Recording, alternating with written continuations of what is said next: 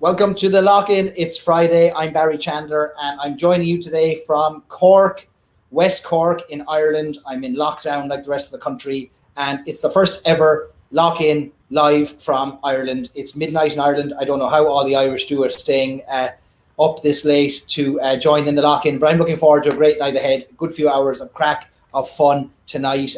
Really excited for this first Irish lock-in. Let me know where you are in the world.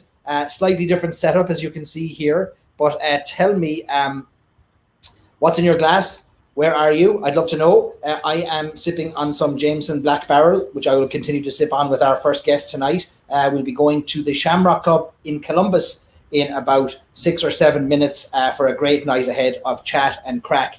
So I'm excited for that. Columbus, Ohio. Kieran Quinn says, I'm like a lord in my manner. I thought I'd give you a nice setup here with the fire. I thought you'd appreciate the old fire, the old real Irish scene here. Greg says, look at your man there by the fireside. But look, if we're going to be locked down, we might as well make the most of it. Light a fire, drink some whiskey. Isn't that the way to do it? Chris wants to know if I'm in Cork or the back of beyond. Sure, isn't half of Cork the back of beyond, Chris? I'm down in West Cork, far from the city, far from civilization. And there's Johnny McNally joining me with some Black Barrel as well. And Kieran Quinn's going for the big one, Dungorney 1964. Look at that, 30-year-old single pot still he's drinking for the night that's in it. Very good. Steve says, very distinguished setting. Yeah, you'd if I showed you behind the camera, you'd see the chaos that had to be rearranged in this small little room, in this small little cottage by the sea to make this happen. But delighted to be here and delighted to have the fire going as well. John says, lighting the fireplace reminds me of my grandmother's. Yeah, same. And when we grew up as well at home, we had a lovely fireplace like that. So been missing the open fires. So for the last 2 days, we've been filling that up with coal and peat briquettes and wood and anything that'll burn just to sit and stare at the fire and have a good old time. Thanks everyone for the welcome. The welcomes back to Ireland for myself and Mrs. Stories and Sips. We're going to do a simulcast tonight. We'll be live from both West Cork and live from Columbus, Ohio. In about 5 minutes, I'll go to the Shamrock Club in Columbus, Ohio. I've been there many times, have hosted a number of really fun Irish whiskey tastings there. And a lot of our group, our Ohio contingent from our Irish Whiskey Fans of America Facebook group, are proud members of the Shamrock Club Columbus. And we'll be joining President of the club, Andrew Shuman, shortly, who will share some of the history of the club. We'll talk more about the Shamrock Club's role in Columbus and with the Irish community. So where am I? For those of you who are joining, I am in West Cork. I'm in Skibbereen. Skibbereen, for those of you who are not familiar with it, let me put up a picture here. This is Skibbereen, definitely in Cork, almost in Kerry. Another half hour to my west, and I'd be over the border into Kerry, but we wouldn't want to do that. There's a picture of Fungi, the missing dolphin from Dingle, of course. Hopefully Fungi is found soon. But I'm down in Skibbereen, just on the coast. Right on the coast, the Atlantic coast, miles from anywhere, miles from civilization, and in the best way. So it means we can lock down, we can spend our 2 weeks quarantining before we have to take care of our parents. But it allows us to walk the country roads and not see a solitary soul. I didn't want to miss a chance to promote Ireland as a bit of a tourism destination, even though right now, of course, tourism is the last thing on people's minds, and there's nobody coming to Ireland on tourism. We're not here for tourism ourselves either, but we know that when this all lifts, when this is over, when we've gone through these lockdowns, when we have a vaccine, when it's safe to travel, when it's open to travel, and when countries are welcoming everybody again, you'll want to know where to go. And I hope you come to Ireland. For those of you who are not in Ireland, I hope you find your way over here. A couple of videos to show you where we are right now in Skibbereen. That hopefully gives you an insight into the beautiful coastline and surroundings of this lovely area.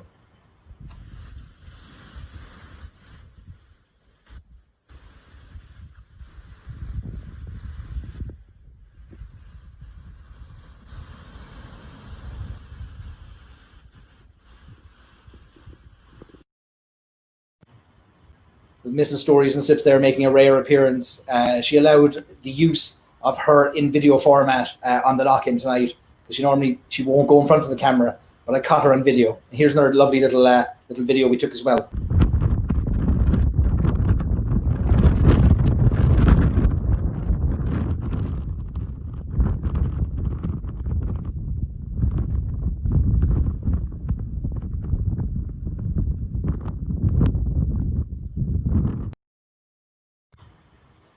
that last video there, little panning shot between Tragumna Bay and Toe Head in Skibbereen, just 5 kilometres from Skibbereen. And one of our whiskey family, Daithí O'Connell from W.D. O'Connell Whiskey Merchants, lived just in a house just on that last video. As we panned across there, Daithí gave me great insights and tips on where to travel today and where to head up the coast and where we're going to hike over the next few days. So here we are, quarantined in West Cork, and I suppose there's worse places to be than West Cork.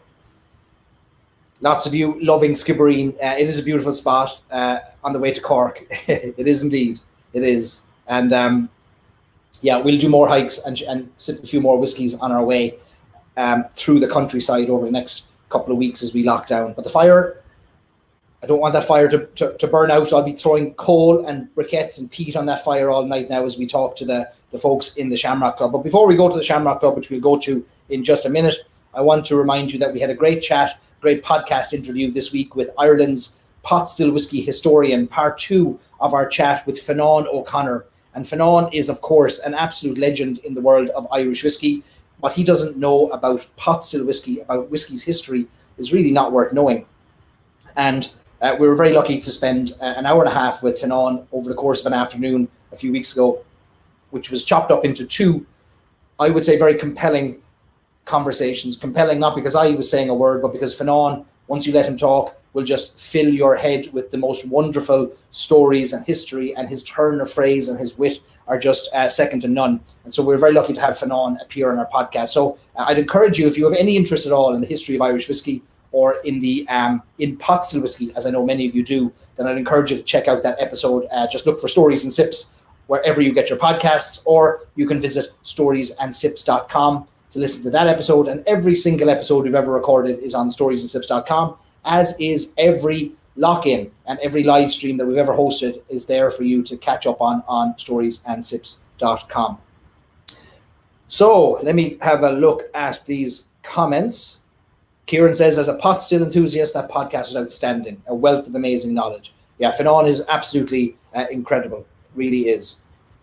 JJ says, I could have made it a trilogy. I could have chopped up into 3 episodes, couldn't I? But we'll come back to Fionnán because I have more specific questions that have come out of that podcast that I'd love him to answer. But he's in the middle of his dissertation, his thesis at the moment. But we will come back to him indeed. Dana says she listened to it running in the mountains yesterday. Great stuff. Great stuff. Alrighty, so this evening we are really fortunate that we are joined by so many whiskey fans around the world, but we're also joined by whiskey fans in Ohio and in Columbus, Ohio tonight in the Shamrock Club of Columbus. I mentioned that we are going to be going to them for our event tonight. Conversations, chat, whiskey, music. For those of you who don't know where Ohio is and don't know where Columbus is, this map might help you. Columbus, Ohio there.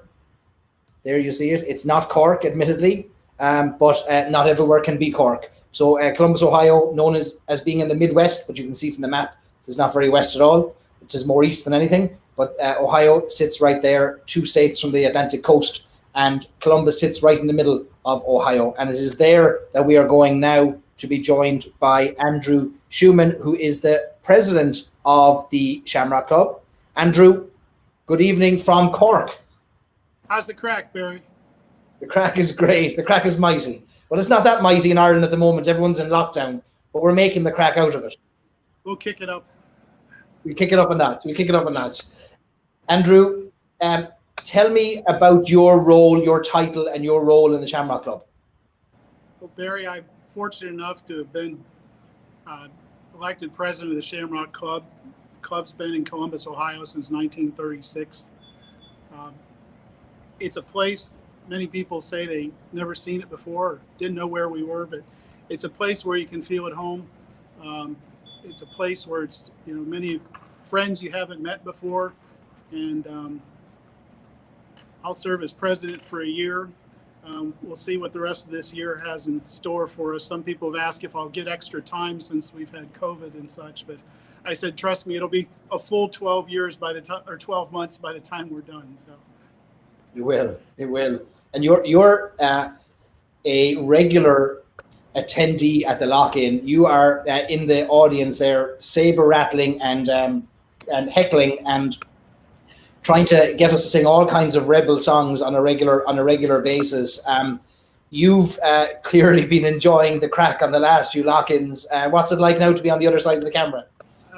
Well, a little nerve-wracking. I wanted to prepare. I didn't want to come out and look like an amateur, But the boys downstairs are preparing some good crack for us, Barry. You'll see once you hear these guys, the hooligans, you'll find out where I get all my love of Irish music for, because they're something. I mean, it's a hoolie every time they play. So.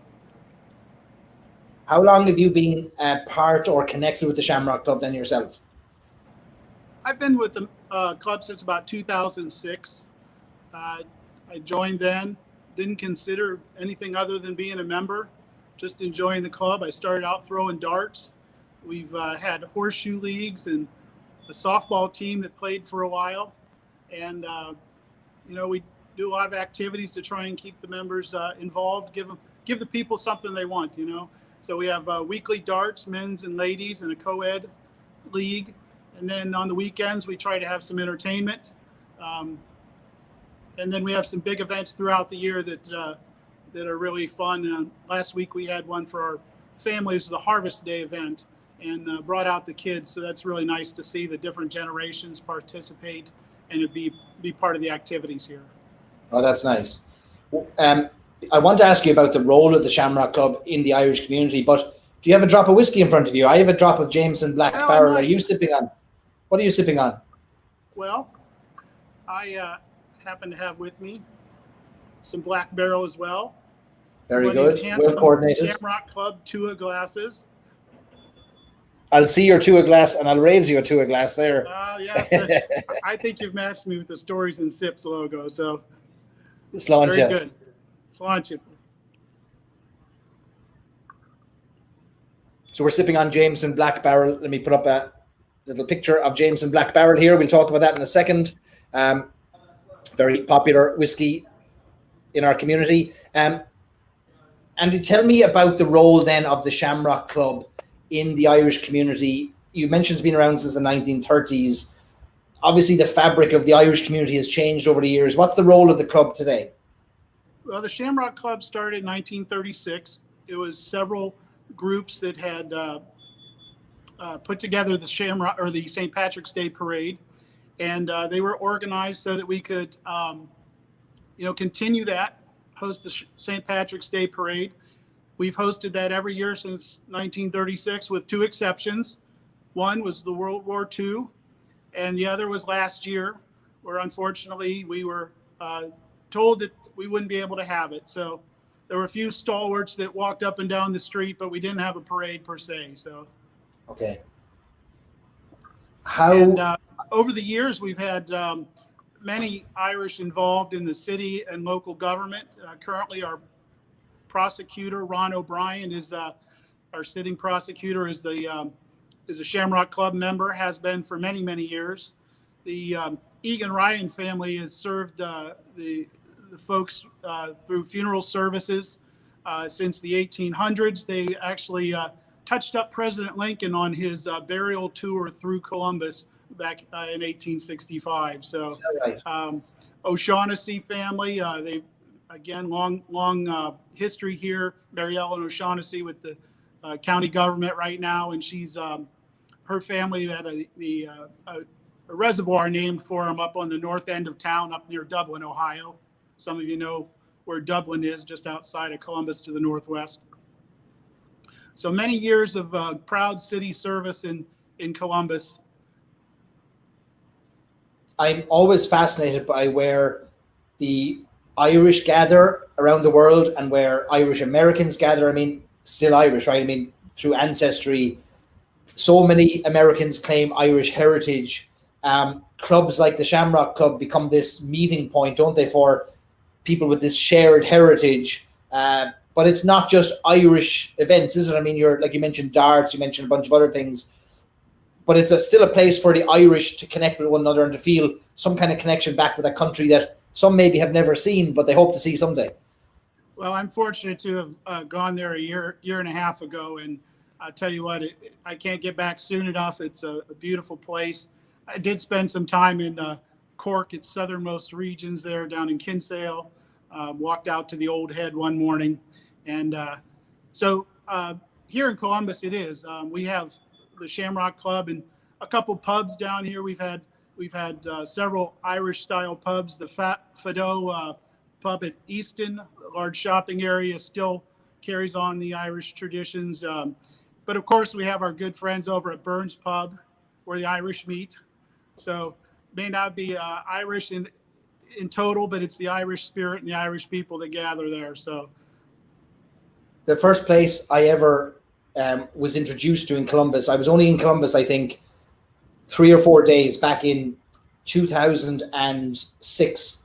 And the first place that I was brought to was the Shamrock Club, and introduced to the Shamrock Club and told that this is where the Irish meet. And it was clear that there was a lot of passion, a lot of excitement around Ireland there, and seeing a real Irishman come in was a particular moment of excitement as well. So it's a great spot to point people to when they're looking for a bit of community. Yeah, it was, and I'll tell you what, having you down here with the whiskey tastings, Barry, was fantastic. I mean, you brought the spirit with you, and you raised the spirits as well. So you're right, having a true Irishman show up sometimes reminds us what Irish really is all about. You know, some people want to play Irish on St. Patrick's Day. We try to carry on the traditions. We have what we call our Irish family reunion on St. Patrick's Day. If I could take you around and show you some of the pictures, which I know technology is kind of limited, but we used to have a big breakfast on St. Patrick's Day where the families would all gather, and they would all gather together and have a breakfast after Mass and celebrate being Irish. Now we continue that on from the convention center. Yes. Again, the restrictions on size of gatherings and whatnot, but we're hoping to continue that again this year in the spring. So it's a way for the Irish to get together. You see plenty of families that you don't see other than once a year, but you remember the friendships that you had, and it's really a great time. And I've been to that family breakfast. I've been there and had and the amount of people you run into that you know from Columbus is incredible. And when I was there, I think it was 2 years ago, was the first time I was there. I've been in Columbus for 10 or 12 years, and I had never been, but I was there 2 years ago, and I'd never seen the convention center so full of life. There were thousands of people filling the convention center. It was unreal. Yeah, it's fantastic. I mean, and the room we had, they put green, white, and orange lights across the ceiling, so it's quite a display. We'll have dancers and musicians throughout the day, and it really is. It's a good celebration of what it means to be Irish. So now, the room you're in, I've been to many concerts in that room. Members of the Saw Doctors have played there. I've been to one of their shows right behind you on the stage. So is it a bit of a stop-off point for those touring kind of on the Irish music circuit as well? That's a great question, Barry, because we've had a long history of fantastic music down here. I think some of our local bands have been as good as any. The fellas you'll meet later, the Hooligans, are fantastic. We've had one of our longtime Columbus bands. One of the first was the Irish Brigade, and they toured all over Ohio, and for many, many years represented the Irish community. Unfortunately, one of their members, Greg Hankins, passed away this week, and I wanted to just say my condolences to the band and the family, because Greg was fantastic. You couldn't miss his fantastic baritone when he would sing the songs and really bring them to life. So our thoughts are with them. But we've also had some big names. We've had Tommy Makem down here. Last summer, we had Derek Warfield and the Young Wolf Tones. Mary's Lane, a good Cleveland band, came down and visited us last year. So we'll bring them in from all over.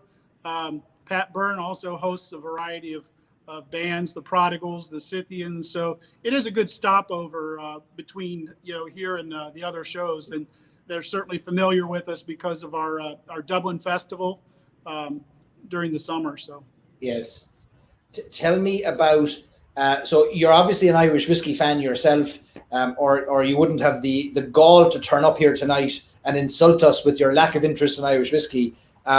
what do you like to sip on yourself when you're drinking whiskey? Barry, I've appreciated everything that your fans have brought to the program and introduced me to other styles. I mean, I'll have to stick with some of the fellas and ladies and say that peat's meant to be burnt, not put in your whiskey. But that's a personal preference. So I know Stacie's husband, Devin, is a big fan of it. So I don't want to tangle with Devin and tell him that's not appropriate. So, well, let me throw some peat on the fire while you're talking about the whiskey there. Or this fire is going to go out, but you're right. Peat should be in the fire. Let me throw this on here. Yes, and in addition, I'm a big fan of the red breasts. You know, that was I had a bottle of that when I was in Ireland, and just the memories that went with the trip and the evening there when we finished off that bottle. So, as you say, that sometimes the whiskey makes the moment, or vice versa, and red breast has always been one that I've enjoyed. So, you know, of course, they all start with Jameson, but I feel like also I might want to take up the crusade. We have our cask crusaders, but I feel like I want to take up the crusade for some of the I hate to call them budget whiskeys, because I'll tell you they're just fine regardless. The Two Gingers.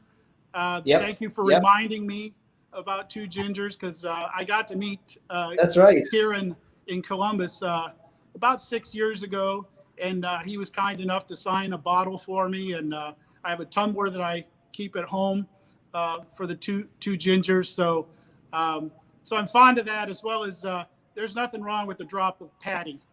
So there's nothing wrong with it. I've had many a Paddy in the club. In fact, I think you bought me a Paddy one of the nights I was down there after one of the tastings. I remember sipping on a Paddy there with you. Well, so I did. I got there's some great value whiskies out there. I have a bottle of Powers here on the shelf. I got today a litre of Powers for €26, which is about $30, which is incredible value in Ireland. But you can't go wrong with a litre of Powers. I mean, look at the size of that bottle. You could stop a bus with that bottle. Powers is just fine as well. I've you know, again, been reintroduced to that when you were doing the Irish coffees earlier this year. I got introduced to that, and I've, you know, been fond of that. So when I saw a bottle of Three Swallows on a trip through Kentucky, I decided to pick that up, and wasn't disappointed in the least. So. No, it's tough to be disappointed by a good drop of Powers, the three of them that are out there. So we're sipping on Black Barrel at the moment. A lot of the audience will be familiar with Jameson Black Barrel. It is a blended whiskey from Middleton. But what makes it different to regular Jameson, of course, a number of things. One is it is aged, matured in barrels that have been twice charred, as opposed to just charred one time in Kentucky before they contain the spirit that becomes bourbon. These are charred a second time after they've contained bourbon to extract more of the vanillin and that sweetness out of the wood, and that helps add another layer of kind of caramel, I think, to this Black Barrel. And it's aged for a little bit longer than regular Jameson, but a very, very popular drop for just sipping neat, or even with a drop of ice in it as well. Lovely whiskey. I'd agree with you, Barry. It was we were serving at the festival a few years ago, and after I was done serving, I was able to sample a little bit of it. And I think that of the three varieties was probably my favorite. We had the Black Barrel, the IPA, and the cask, the stout. Cask, yes. So yes. I think the Black Barrel was my favorite of the three at the time. I'm getting awful comments now about my poor fire management. If you'd been here an hour ago, this thing would have been blazing. I will resurrect this. I assure you all of you master firemen in the audience there who could build better fires than me. It wouldn't be tough, but I'll resurrect this, don't you worry. You'll see flames in a second. I want to give a shout out to the hooligans who are getting ready to play us some music. Ed and the hooligans, or the halfigans, because I think it's half of you down there at the moment. This is your standby call. Put your microphones on, and we'll be down to you in about a minute for some tunes, and then we'll be coming back with some more crack. Andrew, what would you want non-Shamrock Club members, so Irish enthusiasts, Irish Americans around Ohio, what would you want them to know about the Shamrock Club? Well, first of all, you don't need to be Irish to join. And some people ask me, what's a hunky German like Shuman doing in the Shamrock Club? And I tell them, I said, me mother's mother was Irish. So the family Joyce came over to Cleveland, Ohio, and that's where they settled and made their way south. And so it's for everyone. You don't have to be Irish to come down here. Much like your program, all you have to do is enjoy a bit of the crack, some music, some friends. And as I said before, that I came in not really knowing too many people. And I have to give a shout out to our past presidents of the Shamrock Club. They made me feel welcome from the very beginning. They didn't ask who I was or why I was there. They took me in, and here we are years later. Now I'm one of them, and it's a very fulfilling, rewarding experience. And the folks down here are great. So you don't have to be Irish to join. There's room for everyone to participate. Folks like Stacie and Scott and Molly, they've just jumped in head first, and they say, Andy, what about this event? What if we did this? And I learned a while ago, and I'll misquote who it was that said it. It may have been Henry Ford, but also an Irishman. But he says, the people that say something can't be done should get out of the way of the people doing it. So I've tried to make that my motto as president here. So we have a lot of people that make things happen down here. Many of them behind the scenes. I can't name them all. I have a great board that helps and supports me with our programs. And when we were trying to decide to open the place or not open the place, we worked hard to set up procedures to do it, to make it safe. And I appreciate everything they did to make that happen. So, I don't want to call it the best kept secret in Columbus, because as you know, any secret's still a secret. So it's I can attest to the Trojan work that goes on behind the scenes, and even pulling tonight together. Like, we have a lot ahead of us tonight, a lot of technical aspects of pulling in sound from 4 different cameras and all kinds of things we're doing tonight. And your team there, Stacie and Molly and Scott, and absolutely knocked it out of the park to get this done. And we look forward to coming back and having in-person tastings again in the future. Obviously, that's our goal. But in the meantime, you're welcome back anytime. You have, for me, shown what it is to be an Irishman and part of the Irish community. And if you'd allow me a point of personal privilege, if you give me just a second, I have to get into official attire here. Okay. My fire is being resurrected. Don't worry, it's coming. This fire is going to be restored.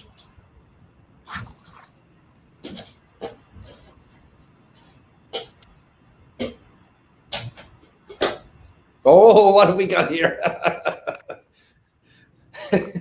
Barry, it is with great pleasure that I read to you this proclamation or resolution passed just this week by our executive board. And I would like to take a moment to read this for you. So if you bear with me, please. So whereas the world has faced unprecedented challenges in the year 2020, resulting in the closure of pubs and restaurants across the United States and Ireland, where Irish spirits and crack were once enjoyed on a weekly basis. And whereas the people of Ireland have always stood strong in the face of adversity through hunger and famine, war and rebellion, invasion and immigration. And whereas Barry Chandler from County Cork, the Republic of Ireland, formerly of Columbus, Ohio, USA, has been the straw that stirred our drinks these last 7 months. And whereas Barry Chandler, while risking his personal fortune and his liver, has endeavored during this worldwide shutdown to provide weekly gathering place for Irish whiskey fans across the globe, where followers could hear stories of the history of Irish whiskey from pot still to terroir, travel the country from Cork to not Cork, learn the language of the people with phrases like fair play, risk your arm, and a variety of Cork expressions indecipherable to foreign ears, all while enjoying a sip of whiskey and listening to his heartfelt rendition of Bees Wings and the Auld Triangle. And whereas it's the mission of the Shamrock Club of Columbus, established in 1936, to promote and encourage awareness and appreciation of the aforementioned Irish culture, Irish history, and Irish traditions, now therefore it is hereby resolved that Barry Chandler has exhibited not only the values of the Shamrock Club of Columbus, but also the values of what it means to be Irish, where there are no strangers, only friends we haven't met, and that there is no right or wrong way to drink your whiskey as long as you're enjoying it. It is further resolved that this day, the 23rd of October, 2020, shall be proclaimed a day of stories and sips at the Shamrock Club of Columbus. I'll be sure to put that in the post too, Barry. I've no words. That is incredible. I'm moved. I'm moved by that. That's amazing. Thank you. I want to add, Barry, Sláinte. Actually, Sláinte. If you don't mind, I have just a short toast as well, because I had one for Please. Martin Kennedy and Pat Byrne. So raise your glasses to Barry Chandler and Irish whiskey, the cure for any virus that tries to divide us. He's brought us together with stories and sips to enjoy the sweet amber which passes our lips. Victory for Barry, another Bua for me. Sláinte, Barry. Sláinte, Andrew. Amazing. Amazing. What a kickoff. What a kickoff to our night. That's unbelievable. The crack, Barry. We got to kick it up here now. This is the crack. Now on playing some music. That's it. That's it. Now we're starting. Now we're getting moving. Andrew, that is, I'm moved. I'm honored. It is more than I deserve, but thank you very much for that recognition. I love it. I'll have to come into the Shamrock Club and toast. We'll all toast it together in person as soon as we can. We couldn't have done these last 7 months without you, Barry. I think to a person watching from abroad and online, they would agree with that. You've been my Friday night pub. I've sat at home and enjoyed the crack in your stories. So thank you for what you've done, Barry. Sláinte. Andrew, thanks a million. Thank you so much. Oh, wow. All right.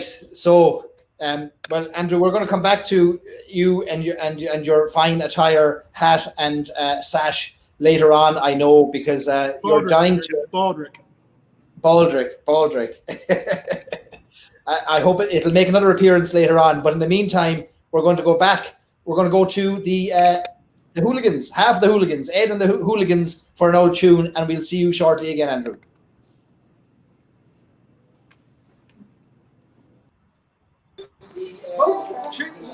There we are.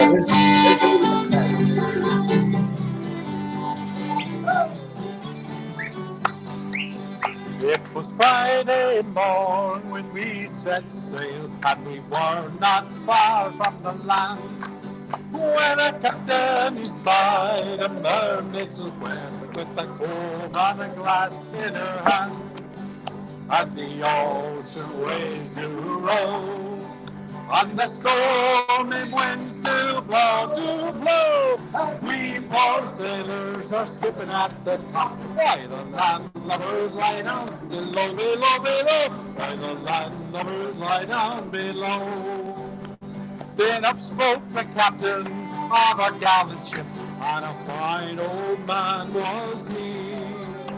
This fishy mermaid has warned me of our doom. We shall sink to the bottom of the sea, and the ocean waves do roll, and the stormy winds do blow. We poor sailors are skipping at the top, while the landlubbers lie down below. While the landlubbers lie down below.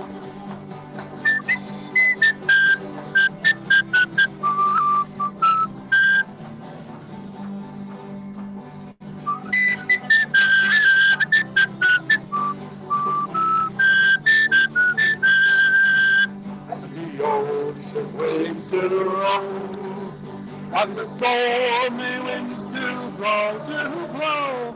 We poor sailors are skipping at the top, while the landlubbers lie down below. While the landlubbers lie down below. Then up spoke the cabin boy of a gallant ship, and a brave little guy was he, saying, I have a sweetheart inside by the sea, and tonight she'll be waiting for me. And the ocean waves do roll, and the stormy winds do blow. We poor sailors are skipping skipping at the top.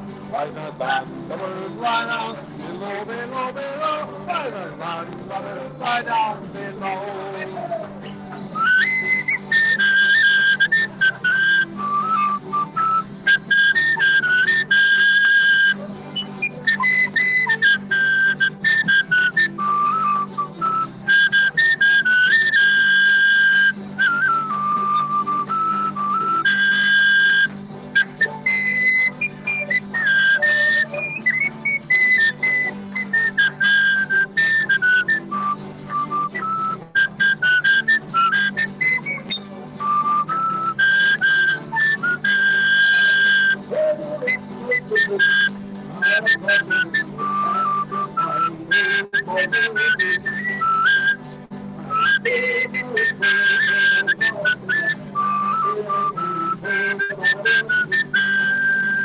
And the ocean waves do roll, and the stormy winds do blow, do blow. We poor sailors are sitting at the top, while the landlubbers lie down below, below, below. While the landlubbers lie down below. Then 3 times round spun a gallant ship, and 3 times round spun she. Then 3 times round spun a gallant ship, and she sank through the bottom of the sea. And the ocean waves do roll, and the stormy winds do blow, do blow.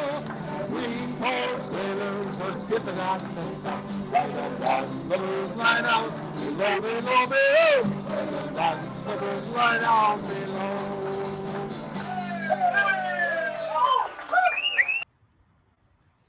That was Ed and half of the hooligans, halfigans. Look, a flame. There's a flame coming from the fire. It's coming back. All right.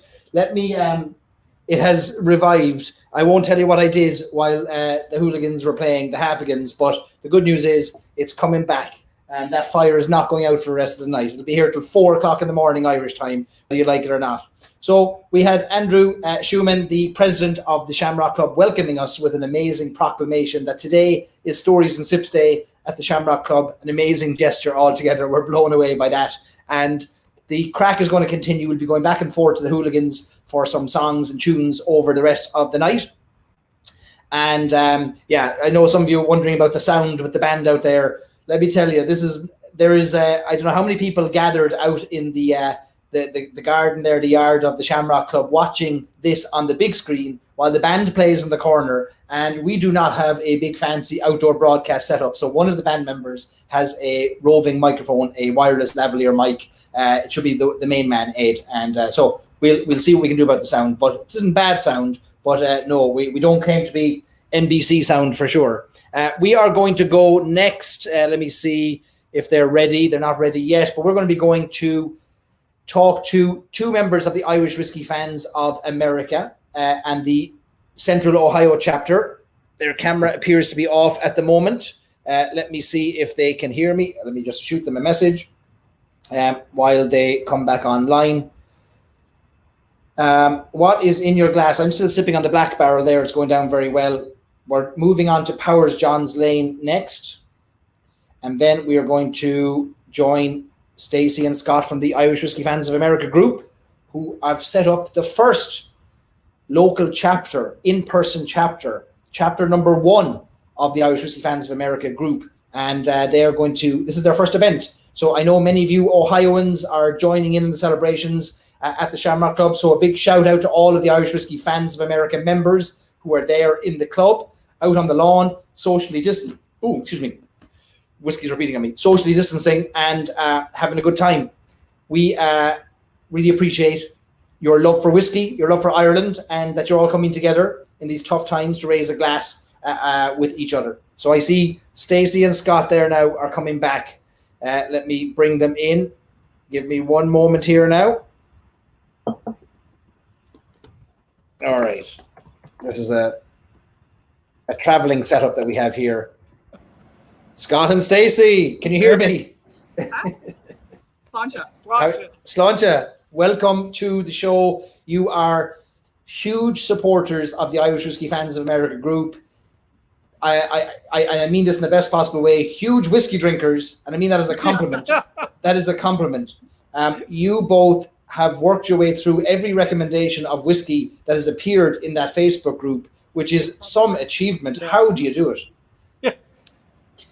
Well, we spend too much time in the Irish Whiskey Fans of America group.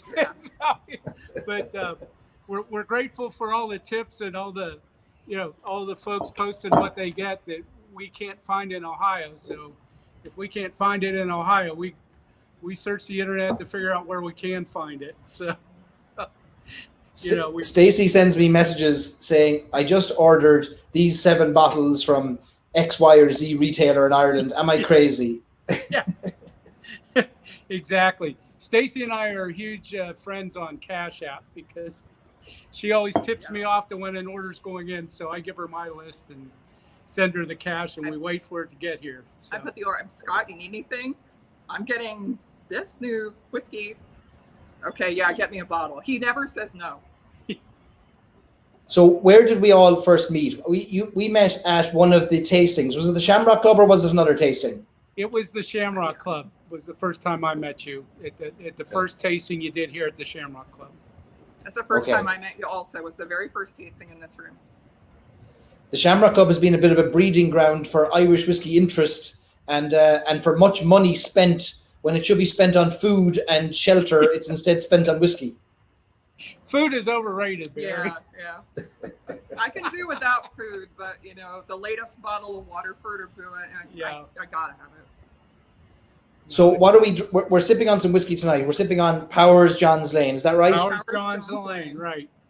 I have a little miniature bottle of it here. I'm going to pour. So I want to talk to you about Irish whiskey and the Irish Whiskey Fans of America group. But before we do that, Sláinte, thanks for joining us.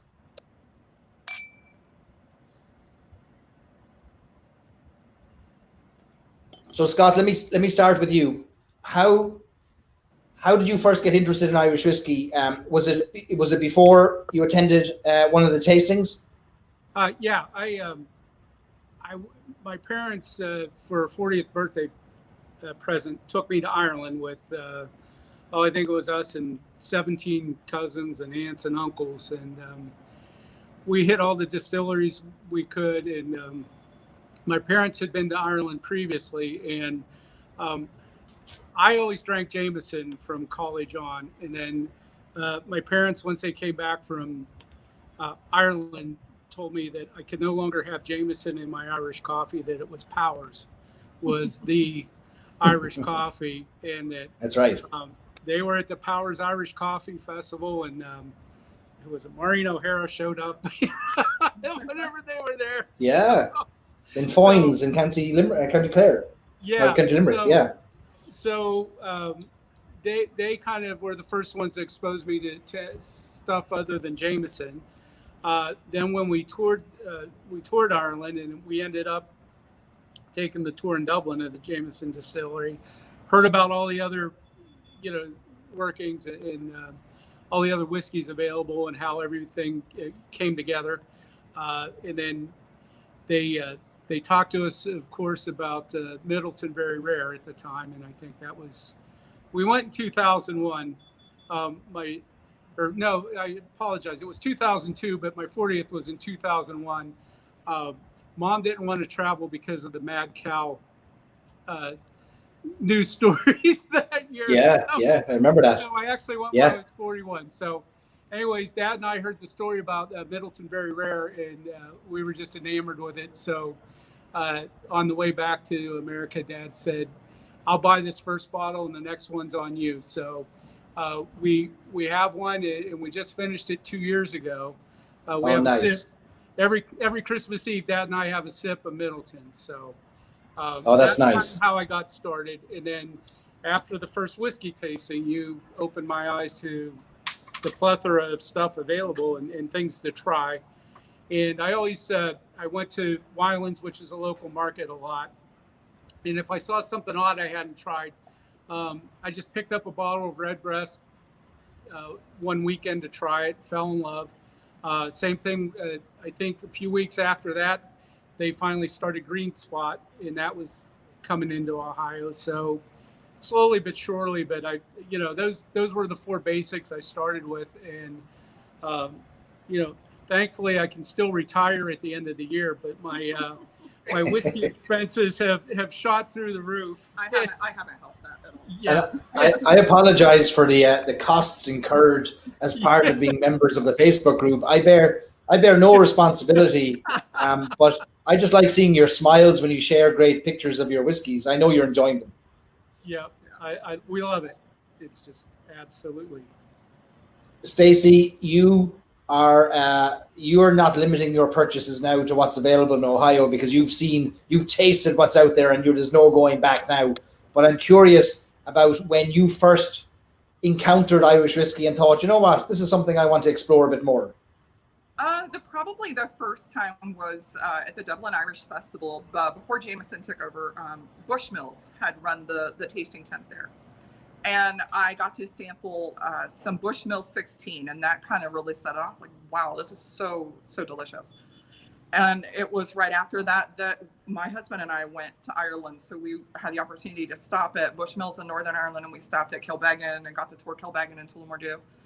And just stopping in all the pubs there, it was a pub in Galway that got me hooked on Green Spot, and that is just one of my favorites this day. I'd never even heard of Green Spot before. And I got to try some whiskeys over there that I'd never heard of. And it's like, wow, there's a lot of good stuff out there. And just watching your show and meeting all these distillers that are in Ireland, I love the smaller distillers. They are producing such amazing stuff right now that it's really hard not to get every single bottle every time they have it, because it's just everything that we try is just phenomenal. Ireland is going through an amazing renaissance right now, but that does make it very expensive, and especially this time of year. So what we see happening is October to December, typically huge releases come out, flooding the market in time for Christmas and getting people's excitement levels up so they buy something for Christmas. But it means keeping up with the Irish whiskey releases can become a mortgage and a half every second day, you know? Yes, definitely. I didn't know I was supposed to wait till Christmas. I've been buying all year. Oh, you're not supposed to wait. So we're sipping on Powers John's Lane at the moment. Would be recognized in Ireland, and certainly now, of course, as it's found its way around the world, as one of the greatest, let's say, affordable, and it's not that cheap, but it is less than many of the other whiskies you mentioned, but in the range of about $60 or $65 a bottle for Powers John's Lane, a 12-year-old single pot still, an absolutely fantastic whiskey. Do you both remember when you first tried Powers John's Lane? I think it was at the second tasting you had here at the club out on the... When we were out on the stage. On the stage. I think that was During part of that, Barry, and fell in love with it. It hits me right on the nose as soon as I open a bottle, and as soon as I pour a glass. It's just this heavy, great... to me, it's a great like fall and Christmas type of smell. It's just this heavy caramel hit right on the nose for me, and then once I take a sip, there's just so much going on with it for me. It's an amazing whiskey. It is. It's one of my favorites. It's a perfect whiskey to just curl up by the fire with a nice blanket on a nice rainy day. It just warms you up. Just the flavor profiles that it has.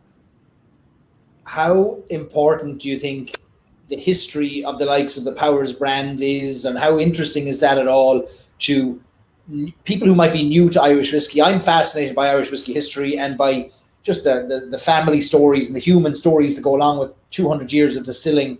But does that in any way play a role in your own whiskey choices?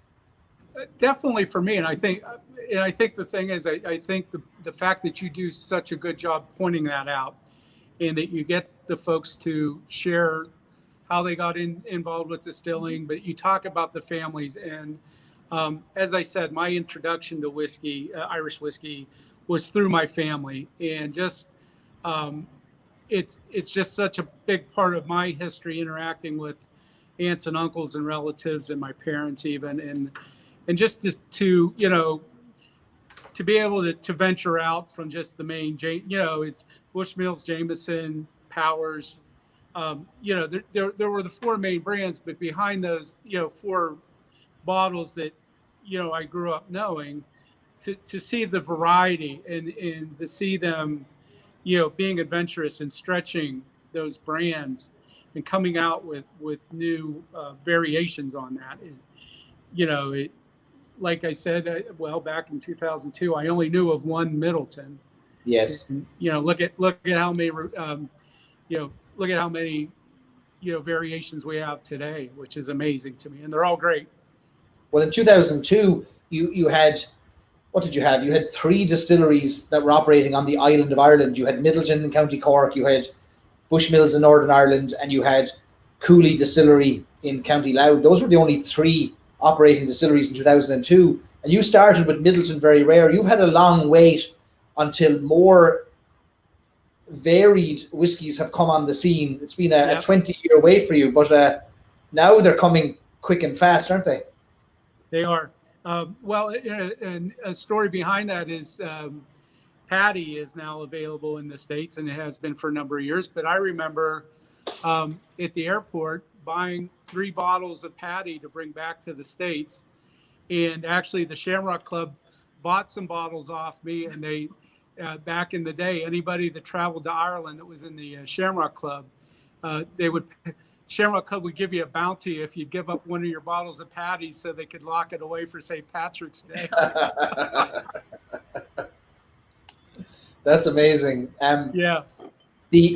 For those who don't know about Ohio is what's called a controlled state, and that means that the state purchases the liquor, purchases the whiskey and the spirits from distributors, and then sells it on to retailers. But it means that they control what ends up on the shelf. Now, I know in Ohio, you all complain, rightfully so, sometimes about maybe the lack of, maybe the shortage, or maybe not as much variety as you'd like. But Ohio is still much further ahead than many, many states throughout the US, especially when you look at the Irish distillers portfolio. Almost everything coming out of Middleton finds its way to the shelves in Ohio, which is more than most states. Some states can't even find Redbreast, which is astonishing, isn't it? It is astonishing. I think the biggest frustration in Ohio right now is they've set up an online thing where you're supposed to be able to search for these bottles, and it doesn't update on the regular. And I think it's even probably worse with the situation we're in worldwide anyhow. But I mean, that's the biggest frustration is they say, they tell you a store has it, you run over there and they never heard of it, or it's not there yet. So, but small steps. I mean, I appreciate that they even tell you that it's available here. Or that the quantity is so limited. Like I posted something earlier today because I just happened to be in one of the stores inside a grocery store and said, hey, guess what? I found the red spot for the city of Columbus. And another one of our Central Ohio Irish whiskey fans that is outside told me he stopped by on his way here and it's already gone. Is that right? See, that's what happens. Yeah. Stacie, your journey then through Irish whiskey, I've noticed your own taste for Irish whiskey becoming even more eclectic over the past few months, and the whiskies you're posting get more and more varied, and you're clearly sourcing them from not Ohio, and maybe from Cork. Tell me about the kind of whiskies you've been buying lately. Well, for myself, I like a lot of the wine cask editions. I think it's really exciting to see what they do when you can combine the whiskey and the wine and just see what it does to the whiskey. The other thing I've kind of discovered from the lock-ins and from our group and trying different things is I really like Irish whiskey that has strong woody notes. So when you can taste the barrel, I really like it. So like the Method in Madness Wild Cherry. I just thought that was amazing. And you do have a strong barrel presence in that. The only other thing I buy that is definitely not for me because I don't care for it, for my husband, is the peated Irish whiskey, which he is absolutely obsessed with W.D. O'Connell, Bill Phil. Good shout out for Dottie O'Connell there. Yeah. He is Dottie's #1 fan. He absolutely loves it. Yep. That is his judge for everything peated. That's amazing. Yeah, my wife's the same now. Mrs. Stories and Sips loves the peated. She likes Bill Phil.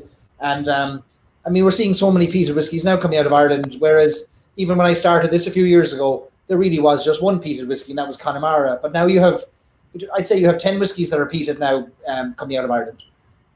Yeah, he's excited because he's been seeing everybody post about all the different peated whiskeys, so he's getting really excited about that. I'm like, you do your thing, but I'm loving everything else that's been coming out. The stuff that Waterford is doing. I know that I just had the new Wayward Spirits, the new Liberator double port delivered, and just all of that is just, I love the wine finishes to them. I think Stacie, I remember you. Stuff. I remember you, Stacie, sharing with me after we did the. I think we had Maurice O'Connell from Wayward Irish Spirits on the lock-in, and you mentioned afterwards how all you'd want is to sit down and have a few drinks with Maurice, and now you're going to buy everything that he comes out with because you just connected with him and his story, didn't you? Yeah, pretty much. I think I have bought everything he's had since, actually. Yeah, I loved the stories that you had with him. He's just somebody I'm like, I would love just to have a glass of Liberator and sit on the front porch and talk to him all night. He would just have such great stories. Well, we'll have to go to Ireland as a group once this all opens up. I know I keep threatening it and promising it as if I can even deliver on it right now, but once we can, we'll go to Ireland, we'll go down to Maurice and we'll sit in his front lawn and we'll bring our tents and he won't know what hit him. We all turn up and live on his lawn for a few weeks. That sounds like a good plan. Talking about the group then and the things we've done as a group together, I mean, the group has grown dramatically over the past year from 400 members a year ago to almost 6,000 today. And there's an incredible community building up. You've now taken the group, the online group, the virtual group, the Facebook group, where it's all very organized. We can organize our friends in folders on our computer. You've now taken it a step further and said, no, we want to do something in person. Tell our audience what you have decided to do. Well, we've been talking about it, Scott and I, for a little while. And just one occasion a couple months ago, we got to meet with another couple in the group. And we, ironically, were at Byrne's Pub in Grandview and sitting talking to Pat Byrne. And Scott and I mentioned this idea about how we would love just to have just the local people all get together. We can share stories and share samples and all just meet the people that we all talk about whiskey with. And Pat was absolutely in love with the idea and said, I will absolutely back you. I'd love to be involved with it. And then, we reached out to you and we just had such a good time meeting the other people. It's great doing the online thing. It's so much fun meeting all the people that you've been, John with for the last few months every Friday night. And we've got a couple downstairs that we met before. We've got Jeff that drove in from Michigan, and Jeff Adams drove all the way from Michigan. So it's like we're meeting the TikTok stars of the Irish whiskey fans of America. Well, I remember when we first started the group, I remember there was, like any group or anything that happens online, people are trying to find their way, and I'm trying to understand what the group is going to become, and there's a lot of moderation and kind of saying, well, no, you can't post that, and no, look, leave politics out of it. And then over time, what started to happen is the group has started to kind of self-moderate, and now it's this lovely community where I'm not having to spend 3 hours a day editing and moderating and banning and asking people to take that post down. Now it's a beautiful community of everyone is actually sharing, asking, meeting up in person, and that says more about, I think, Ireland and connection over this shared interest than anything else, doesn't it? Yeah. It does. It's and again, it goes back to the family thing. I mean, I grew up, both sides of the family are large Irish families, and not only used to having lots of relatives, but also lots of friends of relatives in large gatherings and talking and, sharing stories over, over a whiskey and reminiscing and stuff. And I think this group captures that very well. And, you can tell folks have the same background and it's the same experience. I think that's the thing I love most about Irish whiskey is it brings so many, no good Irish story started with salad, but right. Sarah whiskey. Yeah. And it's bringing us together with people that we didn't realize we already knew. Yes. One of the first times we started talking on there, and Kelly Spears, Ryan, and the Brannigans were like, oh, wait, I know you guys. Because we all have wolfhounds. So I met them once a year for the past 3 years and just didn't realize that, hey, that's who that is. It's it's been amazing watching you all connect and seeing people who knew each other in different worlds connect online and realize who you all were, and then seeing fellow dog lovers between Irish wolfhounds and red setters and people coming together to have coffees and whiskeys together because of the group. It's a remarkable thing. For those who are watching and aren't part of the Irish Whiskey Fans of America Facebook group, first of all, I'm appalled and ashamed that you're not in the group. But let me put up there, Irish Whiskey Fans of America is the name of our group, where we're now at about almost 6,000 members. You don't have to be in America to join. In fact, if you're from Ireland, come in and share your love, your passion, your interest in Irish whiskey, ask questions, and help answer questions for people. It's a wonderful group where there's no buying or selling, there's no memes, there's no bad attitude. It's a wonderful, wonderful community. I've never been part of a community like it. But tell us now what you're going to do with this in-person chapter. You're chapter number 1 in the world, and you've created this gold rush of people wanting to start chapters around America now. What's the Central Ohio chapter going to do? Well, I think when Stacie and I first talked about it, we ran into other fellow people who travel around trying to find the rare whiskeys, not just in Ohio, but other parts of the state. And we thought, wouldn't it be great, to reconnect with the people we knew outside of the Irish Whiskey Fans of America, but also I think we want to become a resource for folks that travel to Columbus and make them aware of, the Irish pubs, the famous places where a lot of the Irish community hang out in Columbus. For instance, Dempsey's downtown. They're actually the #1 buyer of Middleton Very Rare in the state. I mean, they went through so many bottles every year, but it's a great place, and we just wanted to make people aware that maybe visiting the capital of Ohio, what Irish resources are around and where most of the folks like to hang out. So we're looking to be a resource for that, for folks coming out of town. Also to be, more social and maybe pick a couple of the pubs and, either meet up for the lock-in and see if the pub owner will let us bring it up and watch it there. And I think tonight is kind of playing out like we had hoped for. We have a nice sized crowd. They're outside. Everybody's having a good time and interacting. And I think that's where we would really like the local chapter to be. It's just come hang out and, instead of staring at a screen all the time, yes, which we've done for seven months. I mean, everybody's talked about it. Everybody's talked about their family history, how they came up with, the different whiskeys they've distilled, where they got their start, and I think it's funny too, just the interaction between distillers of, I worked at Bushmills and I went to, they travel around and they share their knowledge, and I think that's great. And I think on a local level, we can do that here in Columbus and, share our whiskey knowledge and just, have some good times together. It's nice to have that local group. If you're like, wow, I've been wanting to try this. What do you guys think? And somebody else may have had it in the group. Somebody might have a sample. We can all exchange all that knowledge and get together and just celebrate something we all love and have in common. Well, that's something that has been historically just very difficult to do in America, which is like sharing bottles with one another or finding people who might be interested in splitting a bottle. Let's be honest, Irish whiskey is not cheap. It's actually quite expensive, and I'm the first to say it.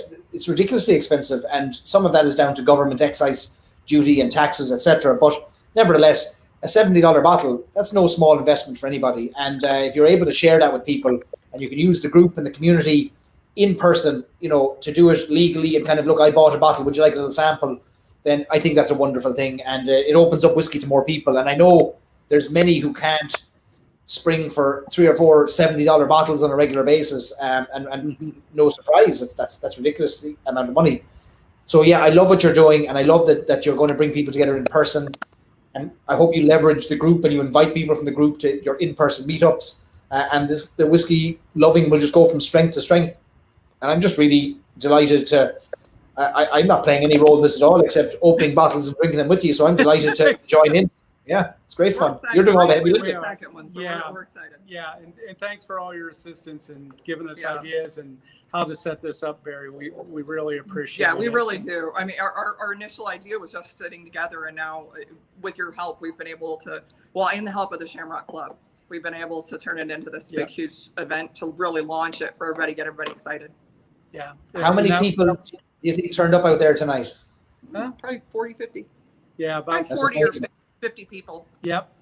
Yeah. We'll let me see if I can do a little. Here's the little camera there showing some of the people gathered outside, sitting there, somewhat socially distant, but we'll assume they're family members. And then there's more in the background there. And we're going to go to in a minute or two. We'll go back to the hooligans for an old tune. So if the hooligans are listening, plug in your mics. I think they're playing away there anyway. I see them in the background. They're playing. So before we do that, you have something there in your hands, Scott. What is it you have? We sure do. Yeah. Okay. My husband peeked his head in and said he counted. We have 56 people. We have 56 tonight. Amazing. Yeah. Amazing. So, You put you up full screen there. okay, so Barry, hop in here, Molly, real quick. Right. Big thanks to Molly here. Yeah, we want to thank Molly. She's been our video first, and That's my husband. there's the Pete guy. Hi, Devin. Hi, Molly. There's Devin. Yeah. So Molly has been gracious enough to run all our tech tonight, and we cannot thank her enough. We could not have done this without her. She has been, you'll see her, and she's crawling under job, the Molly. gear. She's running her from room to room. So, She has been. It's been an adventure. Yeah, it has been an adventure. and we're sweating ourselves to Yeah, death in these turtlenecks, but we wanted Yeah, to can I- do 'em. Can we acknowledge that? Look at all the turtlenecks. We're flipped. We're flipped. That's amazing. 3 Anyhow. turtlenecks. But yes, we do have something for President Shuman. Yeah, we want to present Andy with this certificate that we had framed up for him, and the certificate reads, "Stories and Sips Celebrating Irish Whiskey Together, Certificate of Recognition of the Establishment of the Central Ohio Chapter and the first chapter globally of the Irish Whiskey Fans of America Group at the Shamrock Club of Columbus, October 23rd, 2020. Signed by Barry and Stories and Sips. Yes. Sláinte, Andrew. Congratulations on chapter number 1 in the world of the Irish Whiskey Fans of America in-person group. Barry, it is with extreme pleasure that I accept this on behalf of the 1,200 members of the Shamrock Club and Irish whiskey fans across Central Ohio and those that have joined us from beyond Central Ohio. So thank you very much. Like I said, you've made this lockdown tolerable. So keep doing what you're doing. Sláinte to the Shamrock Club. Congratulations on the establishment of the first chapter. We now have a home base in Central Ohio, and thanks to Scott and Stacie for all the work you're doing. It's only getting started. We're only starting this Irish whiskey takeover of America, and you're the pioneers. You're the ones who are out there leading the charge. So we're putting great hope and faith in what you will do to further the cause of Irish whiskey. Thank you. Well, thank you. Sláinte. Sláinte. We'll come back to you all shortly. We're going to go and see if the hooligans are ready to play an old tune for us. And if they are, we'll have a good time. If they're not, we might come back and have to talk to you again, but that'll be fun too. Let's see now. There we go. The hooligans ready there. There they go. A quick Irish toast. Raise up your glasses. Raise them up. May the love and protection St. Patrick can give be yours in abundance as long as you live. It's not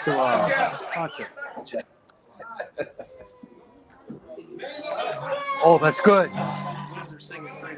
I'm ready. We're going to get a tune. Hey, call him Mom. What's the baby's name? Wrong portion it. And the winds are singing freedom. They sing it everywhere. They sing it on the mountainside and in the city's square. They sing of a new day dawning when our people will be free. Come and join the song of freedom, let it ring from sea to sea.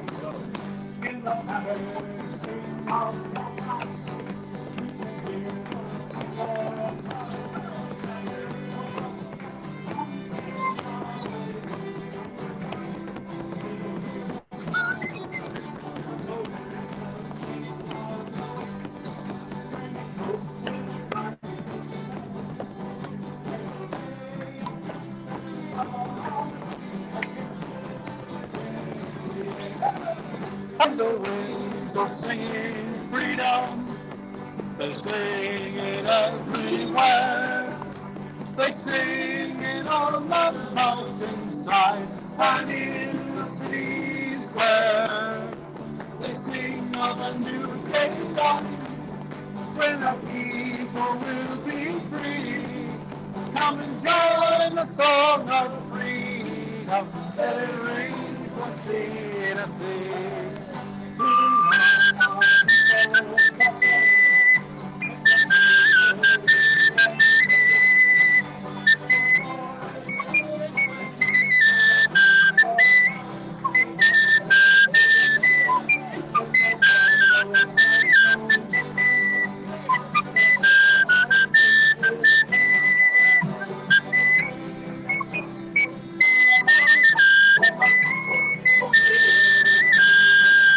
And the winds are singing freedom. They sing it everywhere. They sing it on the mountainside and in the city square. They sing of a new day dawning, when our people will be free. Come and join the song of freedom. Let it ring from sea to sea.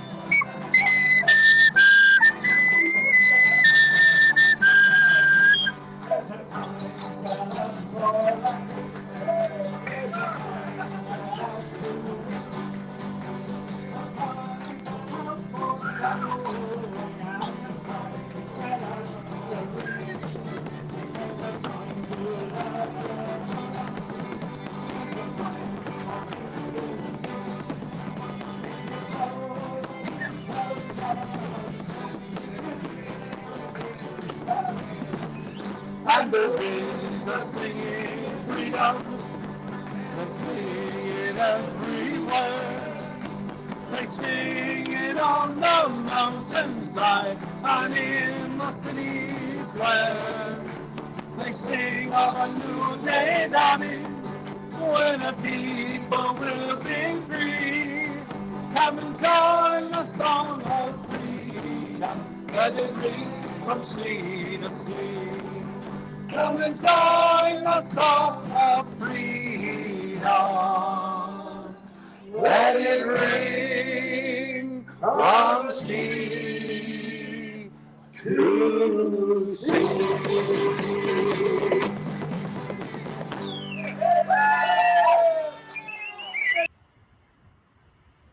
Ed and half of the hooligans there, Halfigans, coming to us from the Shamrock Club in Columbus, Ohio. We're having a great old night with the Shamrock Club. There's 40 or 50 people who'd normally be sitting at home watching the live stream, or 56 people sitting at home watching the lock-in, are in person tonight in the Shamrock Club. That is a great thing. And what has brought them all together? Irish whiskey. And what a remarkable outcome that is. You know, in tough times like this, we can be socially distant and safe and celebrate Irish whiskey and raise a glass to each other and come together just to make sure we're all healthy and safe and check in on one another. Look, these lock-ins were never designed to keep us at home. These lock-ins were here to support us while we're locked down. We'll keep them going even when the pubs are open again, because I think there's always people who want to join in for a bit of crack and a few songs. I'll be going back to the Shamrock Club in a minute to talk to Pat Byrne, co-founder of Bua Irish Whiskey. We had his co-founder on a couple of months ago, Martin Kennedy, who joined us from Wexford in Ireland to talk about the journey, and we're going to get to talk to Pat Byrne former president of the Shamrock Club himself, and we'll have a bit of crack, sipping on some Bua Irish Whiskey. I'm finishing off my Powers John's Lane Irish Whiskey. Look, tonight is about community. It's about coming together. We might be in different parts of the world. I'm in Ireland this time.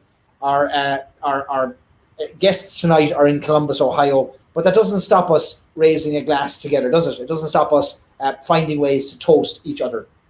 Bit of crack, bit of music, bit of chat, meeting interesting people. Scott and Stacie took the bull by the horns and decided, you know what, this Irish Whiskey Fans of America is a grand old group, but wouldn't it be nice if we could meet in person? And so they formed the first local chapter. And I'd encourage you all to do the same. If you're in different parts of the country, Indiana, New Jersey, you know who you are, Colorado, you've all reached out asking to start clubs and local chapters. And let's do it. Let's create this network around America so that no matter where you travel, you'll find a local chapter of the Irish Whiskey Fans of America group. So as you can see, you should be proud of me. Behind me, the fire is scorching. In fact, we're probably going to set the seat on fire here. Just make sure we won't. Check the heat of it. There's a fine fire now behind me. I did not throw whiskey into it to get it started. How dare you suggest such a thing? That was just pure Boy Scout training. The young Scout training in me came good there as I got that fire going again. All right, so let me know where you are, as always. If you're just joining us, let me know what's in your glass. I see a few of you saying that you're going to start a chapter. Jeff in Indiana, live event in Indianapolis soon, right? So Jeff might be the first to the gate or the second chapter to the gate after Central Ohio chapter, unless somebody's going to beat him to it. And you're more than welcome to challenge each other to see who's chapter number 2, 3, 4, 5. I've got some great plans for how we can support the chapters as well. And the more chapters that pop up, the more whiskey brands might be interested in doing events and hosting experiences with you. So we'll figure out ways to make that happen. Michael Matthews knows my trick, Evening Herald trick with the fire. Yeah, you put a bit of newspaper over the top 3/4 and let the air come in underneath it. Creates a lovely draft. See, giving away all my secrets. And Michael, you asked me earlier, am I in West Cork? I'm in Cove. I'm in West Cork. I'm in Skibbereen. And in 2 weeks I'll be in Cove once we've self-isolated for the 2 weeks per the government recommendations. Mrs. Stories and Sips and I will be down here in Skibbereen for 2 weeks. And then after 2 weeks is up, we will be part of our parents' bubble. So my mother and my father live in different parts of the county, and we'll be in each of their bubbles to help support them in these tough times. But let's go back now to the Shamrock Club, and let's raise a glass with a honorary Irish. He's more Irish than the rest of us, Mr. Pat Byrne. How are you, sir? I'm doing very well, Barry. So good to see you. So good to see you. Let me change your name on the screen there in case people think that you're Scott and Stacie. I'm not Scott and Stacie. Pat, the last time I saw you was in Dublin, in Ireland at Whiskey Live, wasn't it? At Whiskey Live, we ran into each other. It was a lovely evening, and tasted some wonderful, wonderful whiskeys out there. You were over there keeping an eye on the competition, seeing what everyone else was coming out with, were you? Exactly. And I wanted to notice that I'm sporting the new Barry Chandler Bua Irish Whiskey turtleneck. You know what? This is a new development. I've not heard of this Bua turtleneck, and I'm wondering how one hasn't made its way to me yet. I'm very surprised. Well, there may be one on its way to San Diego, but I don't know if anybody's out there anymore. But, we'll keep an eye on the post. We'll keep an eye on the mail. And I must commend all of our guests tonight for turning up in turtlenecks. Everyone has sported a turtleneck in honor. Good job I brought mine to Ireland, or I'd have looked like a right Egypt with no turtleneck tonight. Pat, you when I was first told about when I first asked about Irish pubs in Columbus, when I first got to Ohio in 2006, I was told there's only one you need to worry about. That's Byrne's Pub in Grandview. That's where it all happens. Tell us a little bit about Byrne's Pub. Problems there. You don't have to worry about us anymore. It's all good. For our guests who have not been to Ohio, have not been to Grandview, and who ashamedly have not been to Byrne's Pub, tell us about the pub and your own Irish connections. Well, the Byrne's Pub was started in 1995 by myself and two of my younger brothers. There's a lot in our family. I've got I have 4 brothers and 3 sisters. So my 2 younger brothers, and I started this in well, it was in March of '95, and we decided to do Irish whiskey or Irish music and start up a nice little Irish bar. And it's in a little neighborhood bar. We started out with no money. It was we put together what we could, and we tried to put an atmosphere together, as opposed to a beautiful place. But it's now it's just 25 years later. It's and you mentioned creating this atmosphere. Like there's many new entrants to the Irish pub world will spend exorbitant sums of money shipping containers of brick and brack over from Ireland and manufacturing the Irish experience. You didn't do that. You did something else. You created an atmosphere instead of those surroundings. Right. That was our only option at the time. And actually it was, we had a lot of help from people and lots of friends in the community. And we put together something that was really quite amazing at the time. It's we didn't know what we were getting into, and then we started out, was very happy with it. We have we've over the years we've really embraced Irish music there, and we've had some of the great bands of all of Irish music pass through Byrne's Pub. Black 47 being one of the very first. Shanachie, the Unity Squad, the Prodigals, down the list, Old Blind Dogs from Scotland. I've had Derek Warfield's a regular there almost annually, and it's been a great place to come, and a very intimate place to come and listen to Irish music. And I think you've somehow hit on this magic formula, which is us Irish know this formula for a pub. It's not about millions of dollars invested in Roman pillars and architecture. It's creating little nooks and rooms and little areas within the bar, which you have at Byrne's. You've got different, you've got the bar in one room, you've got music in the other, you've got your outside patio area. And the Irish love a little somewhere where they can kind of squirrel away and not be seen and have a bit of a chat. And that's something that happens at Byrne's all the time. It's beautiful, and it's really been a marvelous place for so many of our life events happen there. And it's our children, our nieces and our nephews, all their birthdays happen there. It's marriages have happened there. It's lots of wonderful things happen in a pub, and it's truly been a place where life happenings begin and start and finish sometimes. I was in the bar one night and I was listening to a band play called the Drowsy Lads, and didn't I love them so much that we ended up booking them to play at our wedding, and the Drowsy Lads played at our wedding, only that we heard them at Byrne's Pub, we wouldn't have known who they were. Right. And the Drowsy Lads, there was a band that Phil Frank, who's the father of Josh Frank and the Drowsy Lads, Phil's and Drowsy Lads, their band, Phil's band before that was the Yankee Celtic band. Okay. And then before that he was in the Irish Brigade. And so many years of that family playing it at Byrne's. Oh, is that right? Oh, how about that? I remember when they played our wedding, and after the 7th time of asking them to play the Auld Triangle, they said, listen, are there no other songs that you want? And we said, no, we're happy with maybe 15 more renditions of the Auld Triangle. And to be fair, they obliged us. We know your fondness for the Auld Triangle, Barry. So I sang it here with you once before. You did, I remember. I'm what's known as a one-trick pony. but But Pat, we're not here just to talk about the pub tonight. You were obviously a big account for Irish whiskey for many, many years. And I'd imagine that for many, many years, the biggest selling whiskey out of your pub would have started with a J, would it? It very much would have, yes.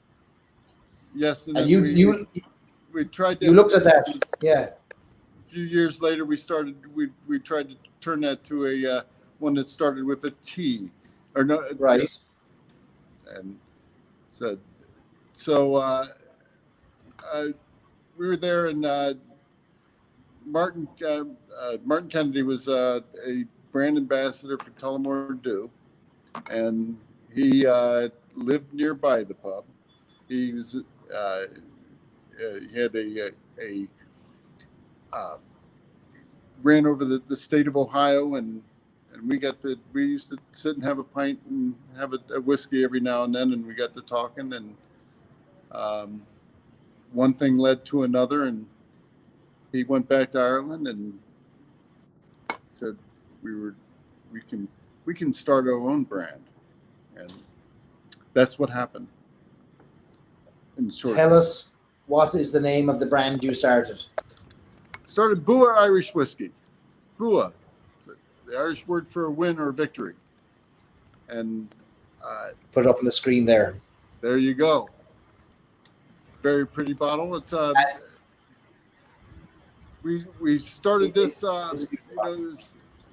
as you know, first of all, we knew we didn't have a big long, hundreds of years history in the Irish whiskey world. We didn't want to give that illusion with our whiskey. Our whiskey was born of people who loved Irish whiskey, who loved the craft of whiskey, and so that's where we came across. And Bua being the Irish word for a win or a victory, this was a win or a victory for the little guy, and that's why we also used the tortoise and the hare, the old story of the tortoise and the hare, and it came along, and all we wanted to do was make a very good whiskey, and that was our goal, was to make a good whiskey. I was in Ohio last week, Pat, before coming over here to Ireland, and I walked into Giant Eagle Market District in Grandview, not too far away from yourself on 3rd Avenue, and staring me at the face, pride of place, center of the liquor store, there is a stand that says Grandview's Irish Whiskey, Byrne's Pub's own Irish whiskey, proudly right there in the middle, and it looks like Grandview is proud to have Irish whiskey there as you are. It just makes me feel so good. It's great to have the community behind us on that, and it's we really just it makes us so proud, and it's proud that we're just proud that we've got not only Grandview's Irish whiskey, but a whiskey that's very good to go with it.